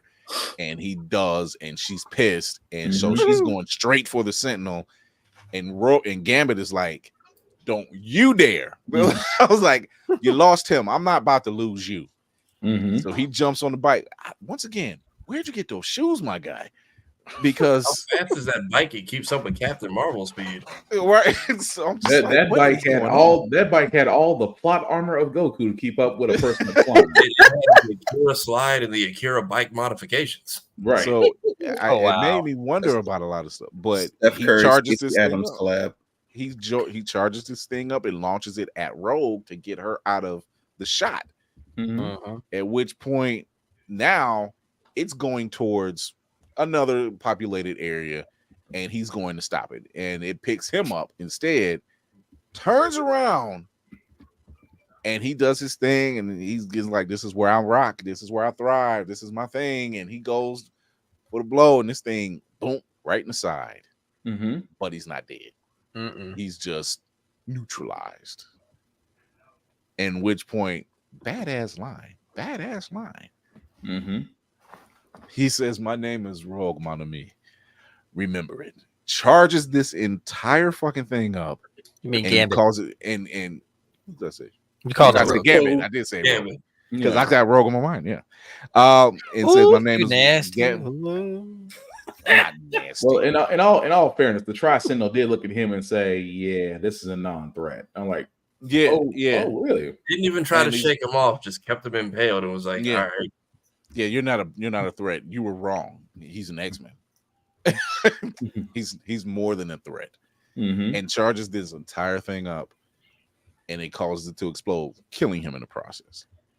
My complaint is that technique that Sentinel used. I'm sick of this, because for somebody that has grown up on anime, somebody getting it stuck off screen, and then we zoom and pan out and show, oh, they got poked. Yes, it hit us. We get it. But like, I felt like that was so uncreative, because they ain't did that before. They never did that before. No. Sentinels wasn't, literally they were tin cans. And cannon fodder.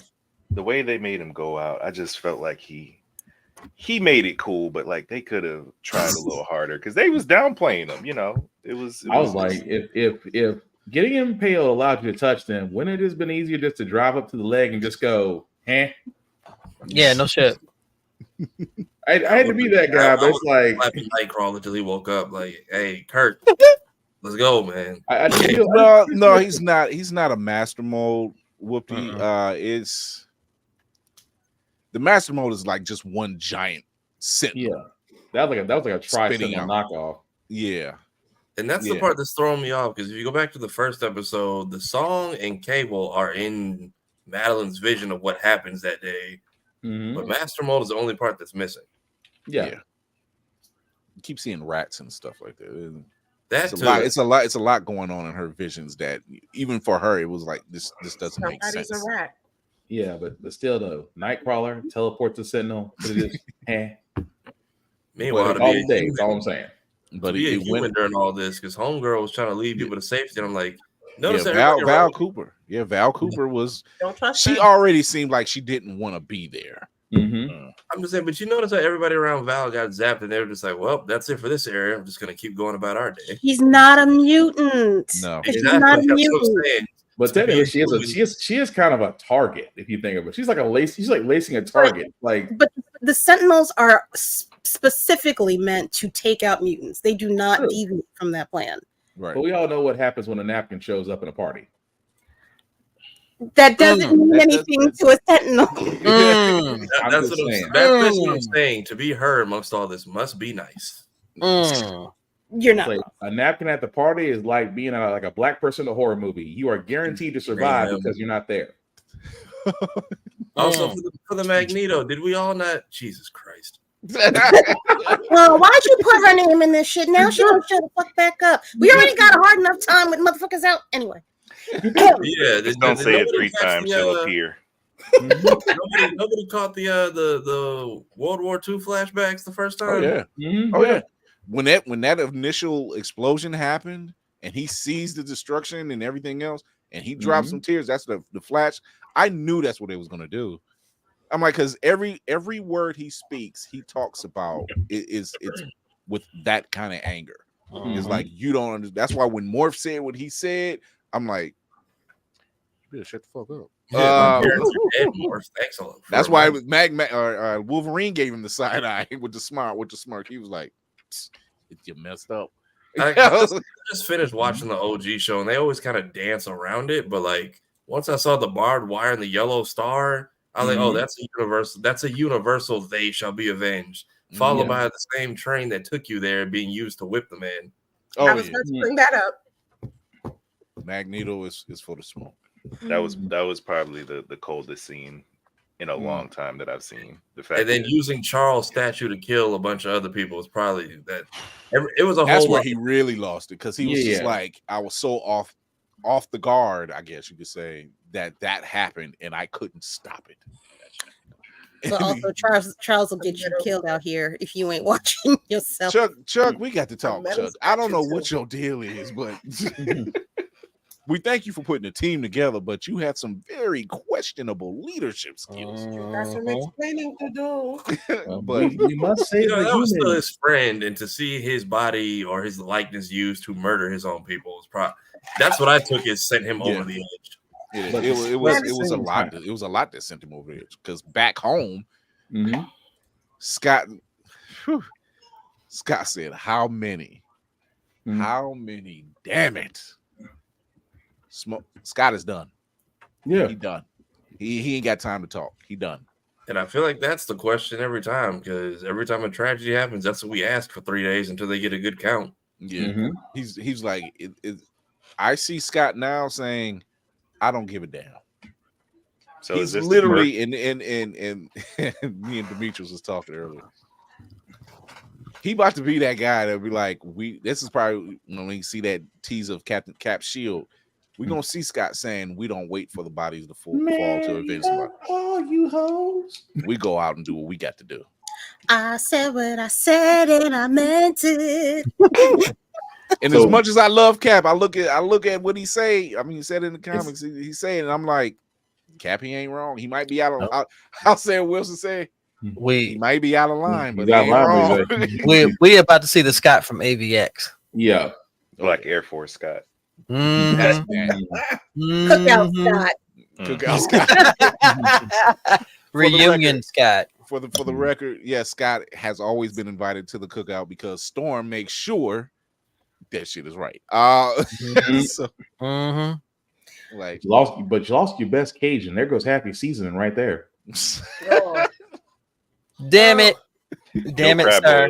We not doing crab boils. No crab boil. Gambit ain't here. We don't want the crab boils. No. Trust me, there are way too many seafood boils being consumed here lately anyway. So I'm why is that corn still bright yellow? Where is the seasoning? If it ain't seasoned, it ain't seasoned.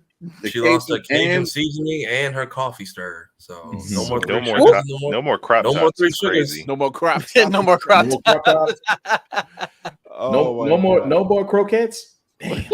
Oh, beignets, breakfast Beignets, beignets. yeah. Yeah, breakfast beignets. Oh, Do y'all know Popeye sells beignets? Yeah, they do. Y'all- Mhm. Mhm. And they ain't Just- never got none. Beignets. I'm new to Wait a this. minute. So Mhm. Wait a minute. We getting fucked up over here in New York. What's going on? I ain't never seen that. Ain't no way you making that face like I'm. chocolate filled beignets. Mhm. I like Yeah, chocolate, but that's chocolate. fine. I You don't like like chocolate, my chocolate. sister.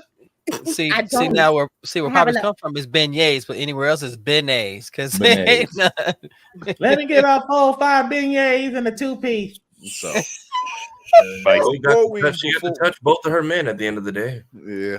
So before we check out, I want to get everybody's thoughts on episode 5. And it's not going to be in 6.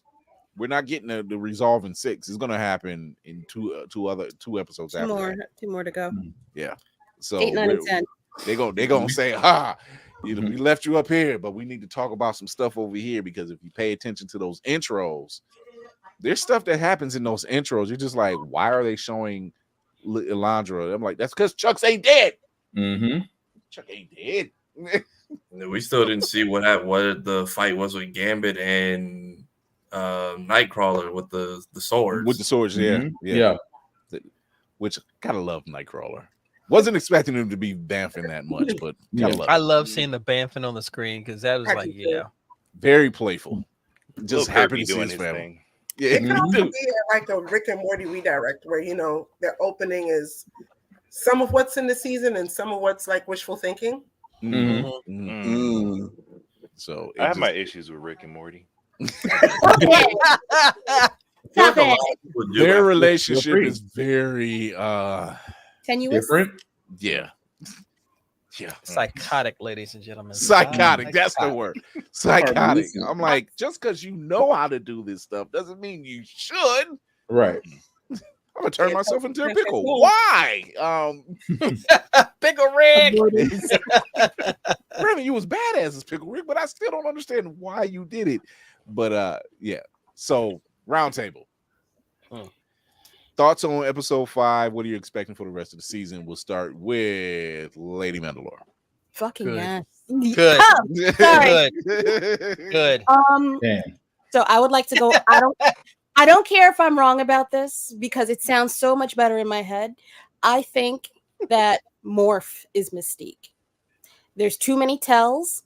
He's acting like a whole asshole for no reason at all towards Wolverine, and she hate Wolverine. She hate that motherfucker. A myriad of other like little tells and such for Morph, but I digress. I'm nauseous but excited for the rest of the season. I can't wait for my girl Storm to get her shit back and rock Scott's ass because she gonna rock his ass when they get back together because I can't. This will not I can stand. hear the queen now. She was like, "You did what? I'm sorry. happened?" Why were you on television doing PR for us when your ass should have been over there, Mr. Second in Command? Oh, you want to be? Sorry, let me not. If the professor was alive, he would be ashamed of what you be. All this happened because Storm got nerfed. I didn't. She would have still did it. Y'all will see in the next couple episodes. Anyway, She about so to smoke their ass. Mama's gonna come home and set shit right. Anyway, Not Mama's coming home. she Yeah. is. Yeah, she she is. is. She gonna come in that house. She gonna ask, why is the stove still on? Why ain't nobody flushed this toilet? Clean up your goddamn bedroom. Who's this little motherfucker running up in your room thinking that this is a place on goddamn house to live in? Separate rooms. Y'all got to get out. Not the y'all didn't thought of Not the chicken. Yaka. That's what I was about to say. Like y'all got these folks in here. Y'all didn't even no clean the children in this kitchen. house. I don't think so. You better find a place to live on your Clean it. Oh, okay, that's fine. own. Expectations. I did not expect episode 5. I don't know what's coming. I'm excited. I will go out of my way to say I know y'all want Bo back. but we need to find out what Bo did first. Or that. I mean, not Bo in a negative. What Bo did in a negative way, but what happened. So Yeah, I need to know what that. happened was because if there's if some, you tell me, if I put it like this, if you say, and we've heard this before from other black actors and people in that space, and they say, oh, they were problematic. Oh, they mean they weren't going to do what you wanted them to do. That Pretty part. Is that what that is? That's It's the that part. narrative. it's that way, and then it's the other way. Mhm. One way is more acceptable. I'm gonna say, nah, Bo, you good. You can run your own shit someplace else. You don't need them motherfuckers. But if it goes the other fucking way, We need to talk. it's gonna be real hard to take back them words because It's about to go sideways, ladies. right. if you look, it's weird that Disney has fired this man and it's been absolute radio goddamn silence. Something major has fucking happened, and it's either real bad or real fucking bad. So those are your only options. Yeah. Because people kept saying OnlyFans. I said it wasn't OnlyFans. He It actually was got rid not of it when he got the job. His OnlyFans wasn't even sexual, so Yeah. no, and he got rid of it. But when he got the job, he got rid of it. He shut it down. So it had to be something else. Never spoke of it again. Yeah. Unless he got like a love child from Switzerland. I don't know what it is. Switzerland? Oh gosh. I was like, for him, like Kira said, for it to be as quiet as it is. Was he caught with the diddler? Listen, look, I'm saying no. it's either bad or really, really. Dang it, he Or said Kelly bad. I'm just saying. When you tell me, when you say His lover is Kevin Spacey. When you say toxic work environment, and I'm just like, what? He didn't want y'all stepping. He didn't want y'all mixing his chocolate with y'all peanut butter. Is that it? I need to know. What's the problem? Mayhem, what's your thoughts? Anyway, sorry, I just echo everything Kira said about Bo. That's after 5. I was like, listen, I need to know where the bodies are buried. Like, what could he have possibly done to be fired in like premiere week? Like, it has what transpired? We know it ain't murder because it would have been said by now. Because the writing it's crazy. Like, the stories are so good. Exquisite. The way they're truncating parts of comic history down to just a single episode it doesn't feel like it should be able to be done, let alone be done well, and yet we're watching it happen. So I just really, I'm not normally a nosy bastard, but like, I really just need to know what transpired. What is going on? Now. That is the thing right now. That is the question. Like it's all over the web. They're just like, what happened? And then after 5, he said, he actually came out and spoke a little bit, I think on Twitter maybe, saying it like, hey, glad you guys liked the episode. Buckle up for 8, 9, and 10. I'm sorry. What? We have higher to go. I don't understand. Like, which goes to show you he does not time already. Which goes to show you he does not care about your feelings. Right. Your feelings, you gonna be hitting that ball a little bit harder, Kira. I'm not coming on. What do you mean? I'm not gonna be here. No, I'm talking about you watching. That ball gonna be empty. I'm not coming. I'm not gonna be here. I can see it, Captain. I'm like, I'm gonna send you a letter, and that's gonna be the end of it. The end. Spartan was like, why is the shuttle always gone on Thursday? Don't worry about it. Just leave me alone. I was gonna laugh personally. Kuma, what'd you think? A lot of the sentiments I do share, but I think that I don't think Magnus is gone. Of course not. I think he's going to make an immaculate return with a brand new Shein outfit. I'm looking forward to it. That part. I'm looking forward to it. I will be wearing that at MomoCon, whatever he wears. I'll see you there. Yeah. But no, I think, all things said, that I'm really enjoying the ride. As somebody who loved X-Men but didn't watch it and read that growing up, that wasn't my comic forte. I just, like a lot of us, did the animated series. it's refreshing to see such good writing and animation, and I'm here for it. I'm here for it. I'm with it. I'm with it. All the things, as Candy do say, all the things. I need all the things because I'm like, how can you top it? Here, let me show you. So Whoopty. That episode had me in shambles, and I held it together up until that last line that she says, and I literally saw it like 15 minutes before I came on here, and it took me there again. My 3 favorite X-Men are Storm, Gambit, and Rogue, and I was not in a good place. However, it was like nobody out of my entire camp, nobody. Right. I think that Mystique is Val. Mainly because, like I said before, she likes to imitate politicians in the movies, in the comics. She's always positioned herself somewhere to do something like legislative. She was a little bit more actiony in some of those X-Men movies, but at the end, she also impersonate the president, a couple of senators. So I'm not surprised that this politician might be Mystique. Yeah. Gary, you're right. Morph hasn't used any of his major abilities or the peoples he's changed into, just physical stuff, swords, Psylocke, magic, swords, and Spiral. And then jokes. And he don't fight. Not really. He's not like he's off fighting some mini person off to the side or just fucking disappears. I'm questioning things. That's all I'm saying. I'll let y'all know they had this discussion on Sunday. So yes, this has been reinforced. Yes. Well, go ahead, Navy. You have it here, so I'm going to do it here because I have a bigger audience here. Yeah, I got a question. Go ahead. Where's Bobby? Right? Bobby Drake. We need to know. Yeah, we don't know where Bobby Drake is. He's probably off with his amazing friend, Spider-Man. Spider-Man and his amazing friends. I was waiting for somebody to say it, but damn it.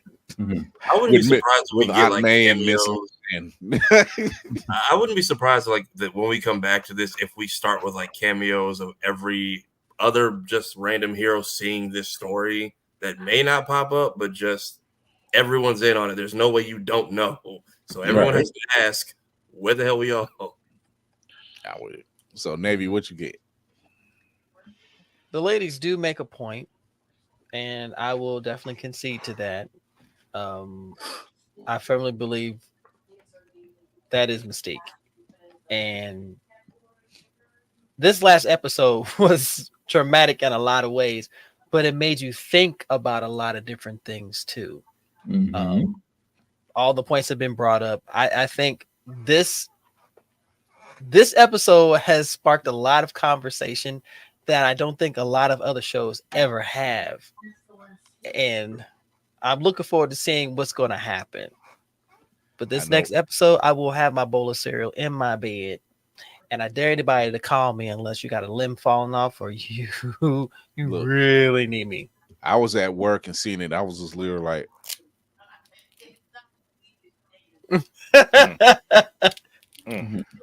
what just happened? There was a collective scream at so many Roku TVs.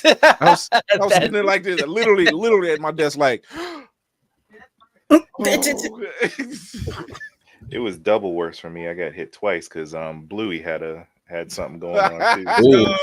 Dude, the sign episode, right? That was the sign goes crazy. The decider is the one that got me, and the sign is the one that's taking over my feed. Wow, man. Spartan, what you got?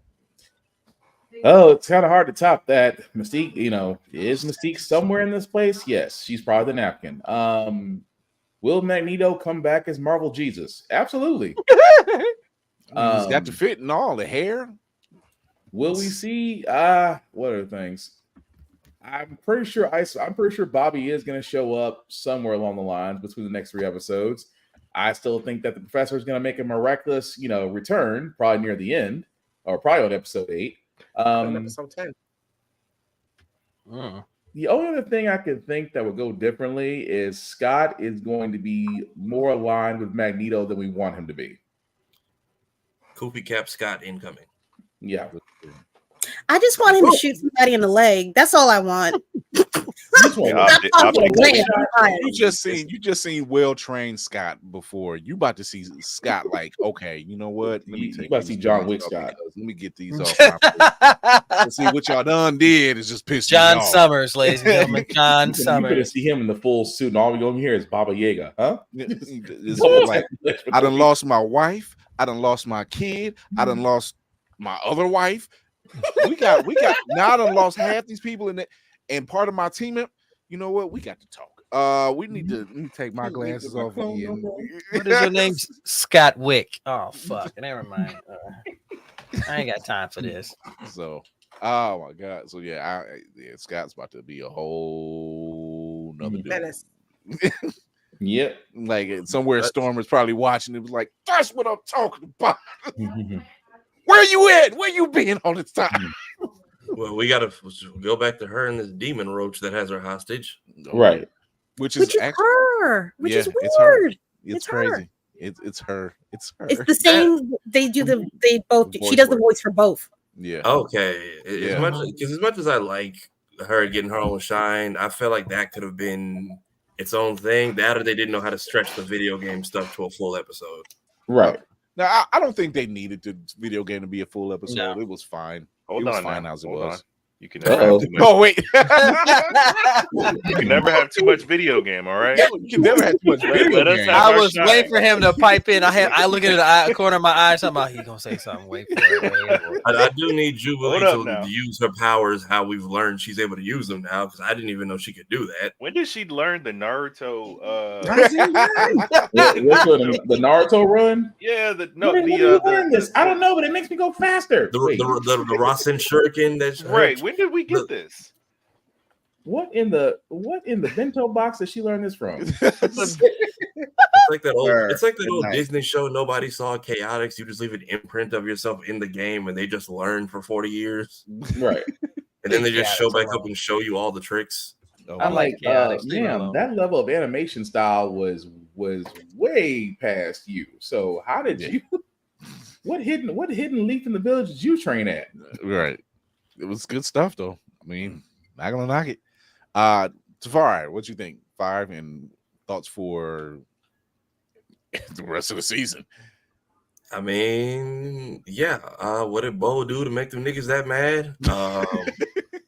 Everyone, I've been just enjoying it because I didn't want to miss this one because I just had to do a speed watch of the OG show, but I'm almost sad we're not coming back to it and they're leaving us hanging on purpose for at least 2 weeks, a week Oh, or yeah. two. A Like, breather. I want to know what's going on with Storm, but like we need a breather. we just We need a ordered breather. 66 a whole island, so like The I need to trauma. see how- That's why I'm glad the trauma is not continuous. It was like, oh no, you need to breathe. Yes, we and do. they're just gonna keep running promos to remind you, hey, remember when we did no rushing on Genosha? Like, How we wiped out an entire island in one episode.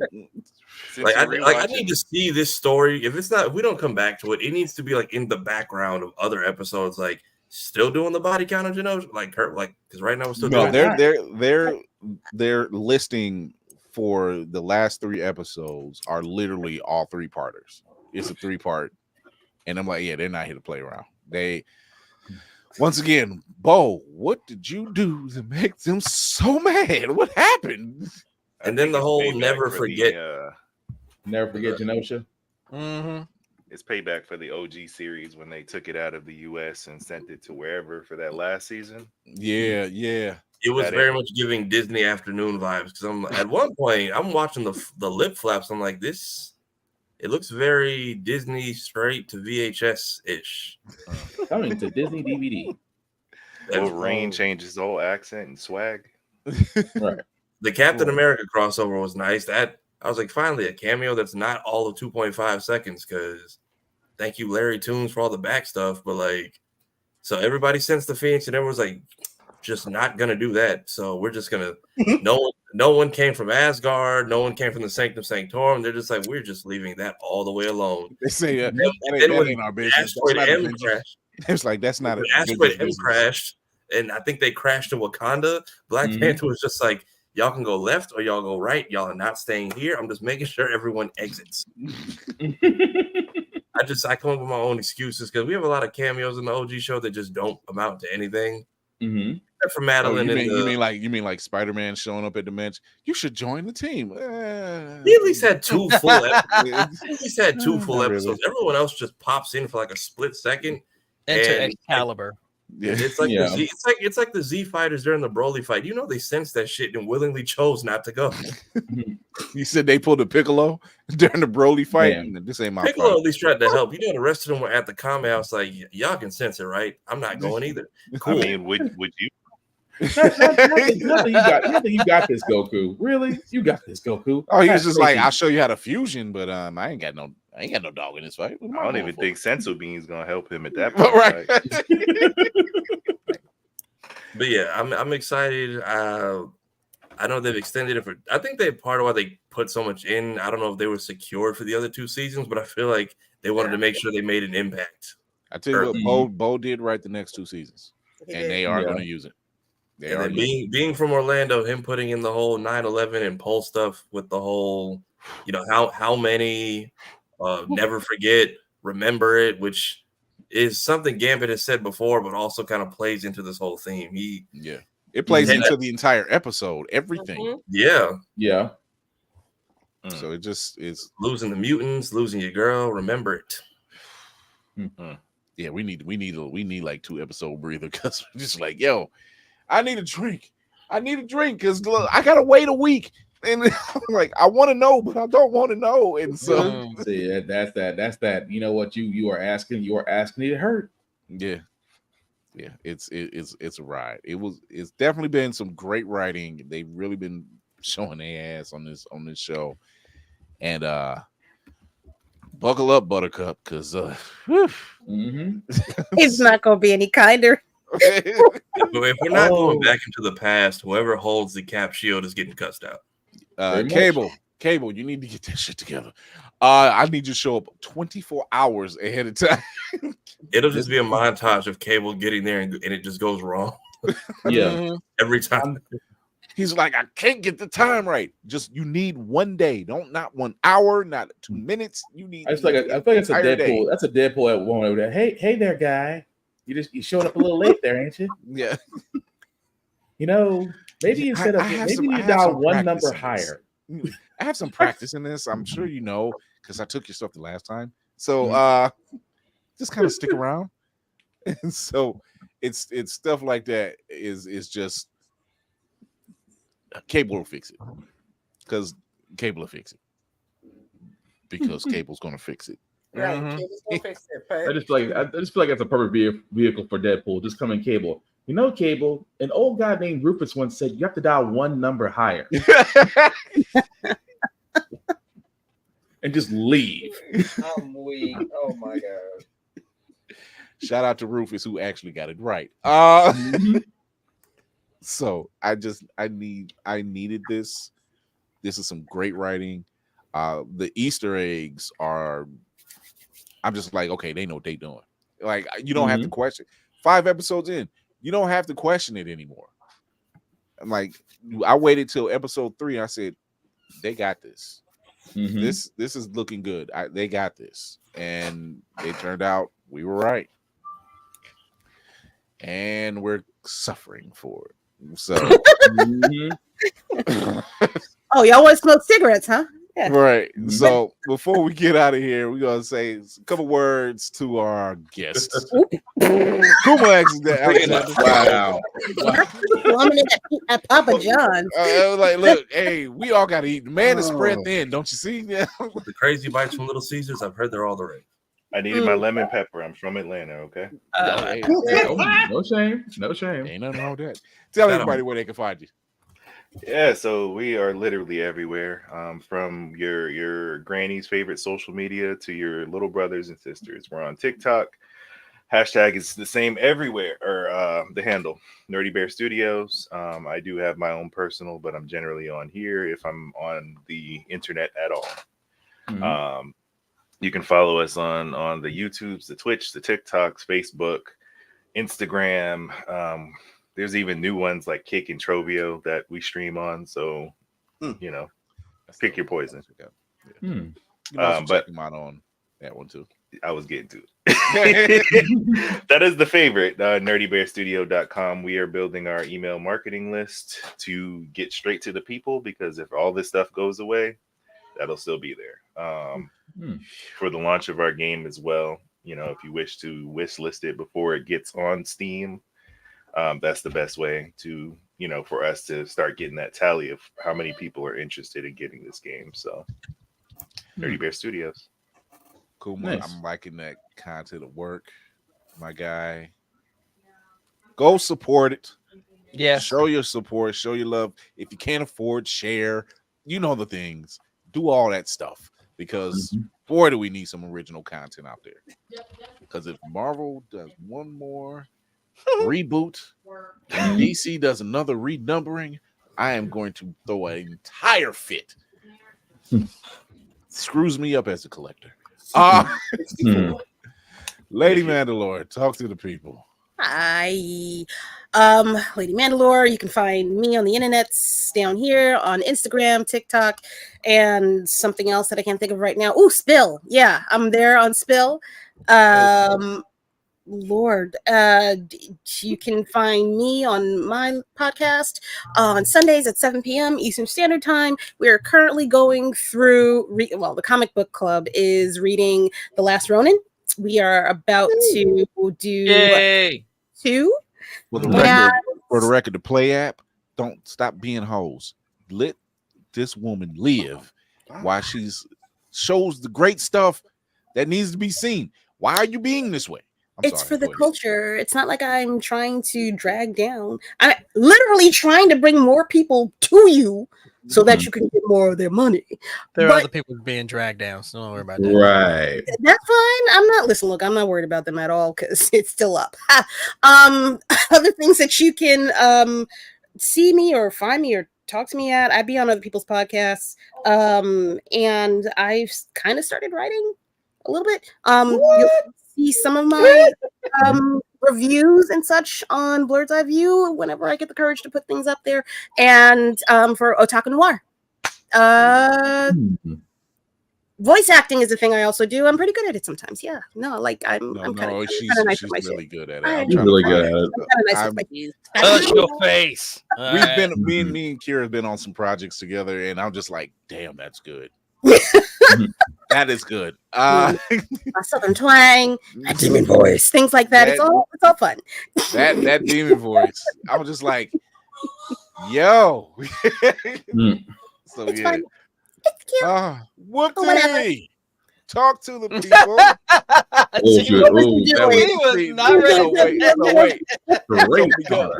Because Shoyo's not here and Lainey's not here, I had to go. I'm in the order.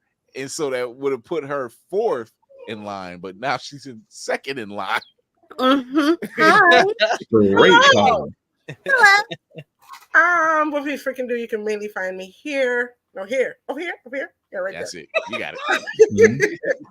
Peace up, on right handed. Instagram and currently on TikTok for as long as that lasts. Or if you're ever in need of press-on nails, nerdy type press-on nails, you can find me at Fresh Press by Z. Show your love. Show the support. All the things. I say all the things. Push them products. Oh, okay. I guess I'm the next lady in line. Oh, See, okay, I told you it threw the lining off. Ladies and gentlemen, boys and girls, blurs of all ladies, good evening, good morning, good afternoon. Once again, is your resident Frosty Beard here on with the crew. As always, love and do what we do. If you want to find out what the hell I'm doing, you ain't got nothing that's going on, go ahead and hit me up right here. The combos are coming out powerful, y'all. I just had Boompachi on. That was amazing. And before that, I had Max the Slayer. So we're bringing them out. And let y'all know Trey Mosley VO is going to be on my next guest. He's going to be on the 23rd. So if y'all want to come and hang out and support creators who are out there on their grind, please come through, check it out. I'm on the YouTubes. I'm on the X. I'm on everything and stuff like that there. Also, I have to say this, and I'm going to continue to say this. Stop letting other people prevent you from being on your grind. If there's something that you want to do, if there's something that you want to create, if there's something you want to be about, then you be about it. Don't let them interfere with what you're trying to do, because all they're doing is trying to make you stop so that they can get ahead of you. Trip the motherfuckers up and you get ahead of them and keep it going. And that's why I call him Reverend Navy. The way he started it, I was thinking of MF Doom's album when he had Aqua Teen Hunger Force. He was like, don't do the things that you do. And I'm like, why did that just start off like that? I have no clue. It almost did, so yes. Fly high to Fine. Fly high.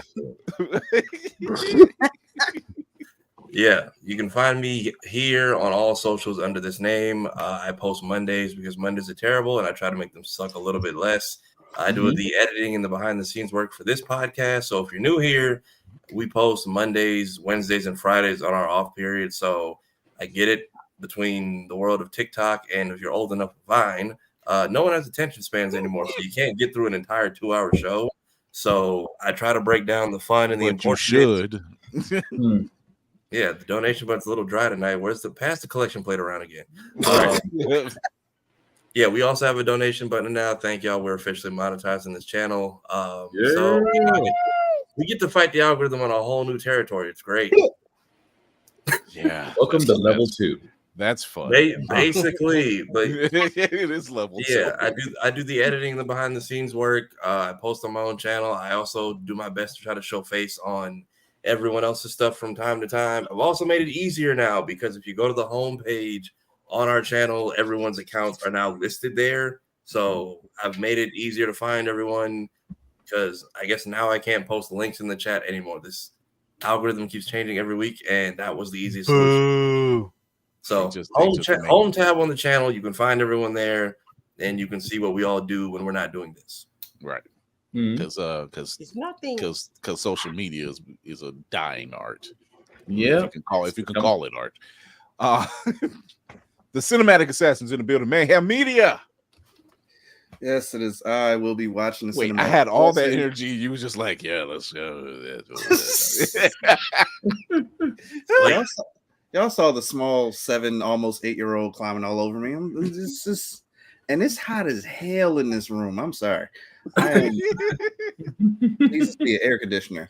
You can find me on all the socials at Mayhem Media. It's MAYEHEM Media. I talk movies and comics and TV, especially the movies where things go boom and explodey. Action is my favorite, especially if people get nunchucked in the face. I like that. I am a Funko collector. I'm a collectibles collector, but Funko specific. We was talking about X-Men 97. I got the collector's box. I mean, I'll show you what's in there another time. I'm tired. Facts. I would say, what do I always say? Mental health is important. So please take your meds, take your PTO, take a deep breath, and most importantly of all, love yourself first, love yourself daily. That's the only way you know how to love others in this world. That's it. I really thought you were going to say let that shit go, but I thought that was going to be it. So close. So close. I thought that was going to be it. I was waiting for it too. Anyway, I can't follow up behind Reverend Navy and Tafari. They had such wonderful things to say, and I ain't got shit. But anyway, liar! Black_Spartan 615 is where you can find me on the socials. Do reviews on almost everything, including gym stuff, because I like to try to stay in shape. Shit. Oh, I got podcasts. There we go. I'm full of Kira. Kind of full of Kira right now. This is kind of bad. Anyway, full podcast of my own. How the Frack We Got Here every Wednesday at 7 p.m. Of course, every Friday, Give It Podcast at 8:30-ish. We kind of start a little bit later nowadays. Both podcasts can be found wherever you see or hear your podcast. Again, check out the blurredeyeview.org site that Mr. Mayhem himself has recultivated. As you can see, all of our opinions there. Again, check it out. Drive traffic, all that good stuff. At the same time, guys, unity, share, doesn't take much. Again, respect the cosplayer at all times. It's starting to get in that hot spring summer area. So bathing is important. I cannot stress this enough. Do not think that you can get by with natural deodorant. That goes for both genders. I'm not saying no names. I'm just saying it goes for both genders. Wait, there's names. Oh, Hot garbage. I'm just saying there's some ladies around here that they can beat the clock, and no, you can't. No, just saying. What? There's some. like I hate to say it. There's some. So I hate to say it. I know guys don't care about being musty because they've been living in their own funk, but there are some. that good There are sir some is a women out there that lie. I'm just like, ma'am, I did not need to smell 3-day-old hot dog water today. I did not. Oh, wow. He said, "Oh wow, why did it go?" I'm just saying. Aside from that, the last thing I'll sit there and say is that my third rule, simply put, for everything that's happening in the world today, guys, be nice, be kind, don't be a dick, and we'll all be cool. Mayhem said he had something he wanted to run back. Sorry, I promise I will be better at this. Spartan, I always remember it after Spartan. I'm the editor-in-chief of blurredsiveview.org. So, that's important. Website's up, looks good, it's nice. Also, if you would like to write for blurredsiveview.org, reach out to myself specifically at Mayhem Media, all socials, or any one of these lovely people over here. And we would love to have your think pieces on our platform. Or your pink pieces. Ta-da. Yeah. Emphasis on think. Yes, please. Jeez, We amen. do have op-ed. If you've seen the post earlier, and I'll be putting out it again. We actually have one entry already. Hey. So, and that is from our very own student, Dr. Chad. Hey.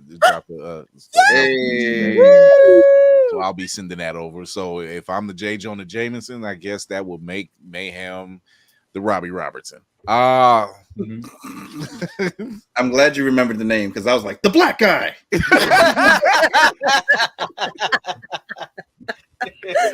Oh my God. So we are closing out. Coming off my birthday this past weekend. Yay. I treated myself. I treated myself, damn it. I had to. I'm so far behind the power curve on this. God, I like that. I still gotta get one. I love it. I love it so much. One of us. One of us. One of us.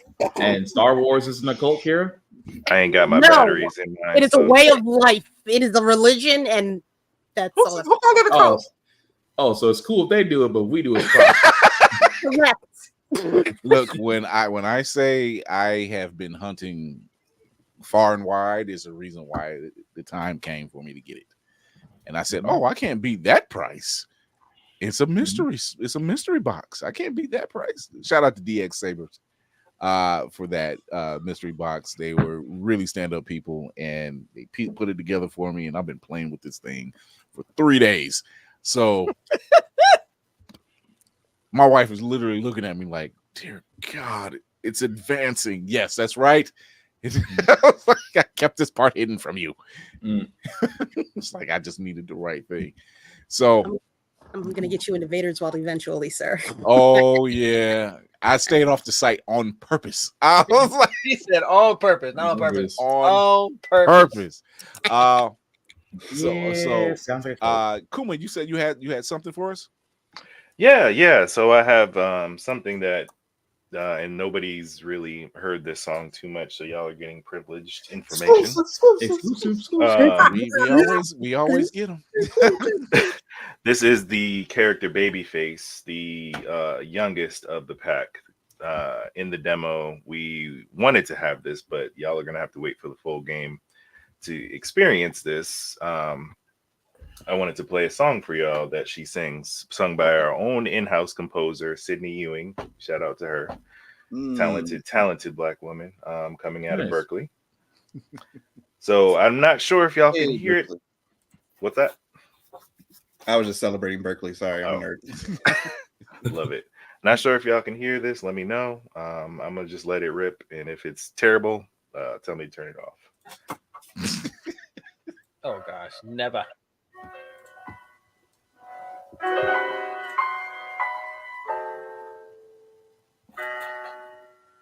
They call me Bonnie down in New Orleans.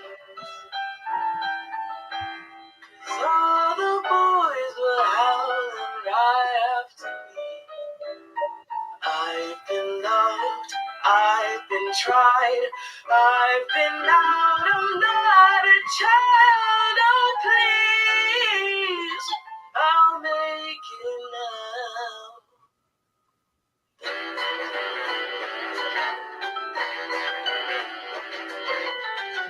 Come on, it's just a little painting of a bar. So yeah, I took the gig. It's what anyone would have done. Yes, that's what it takes to get there. Grabbing life up by the tail. Oh, come on, Mr. Rabbi, tell me what you have done. Won't you spare me all of your criticism? And that's all you get. That's a demo. I Yo, like it. Boo! I love it. yo, That's a hit. Yeah, I like it.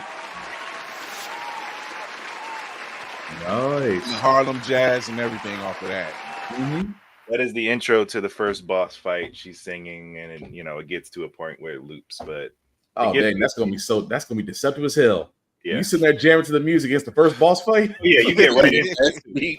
It'll be one of the ones it'll be one of the ones you play over and over on purpose. Oh my God, that was amazing, my guy. God, I appreciate it. Like I said, Ella That's- Fitzgerald, Eddie James. yeah, it's giving that. It's giving Yeah, that. I can hear the vibes. Yeah.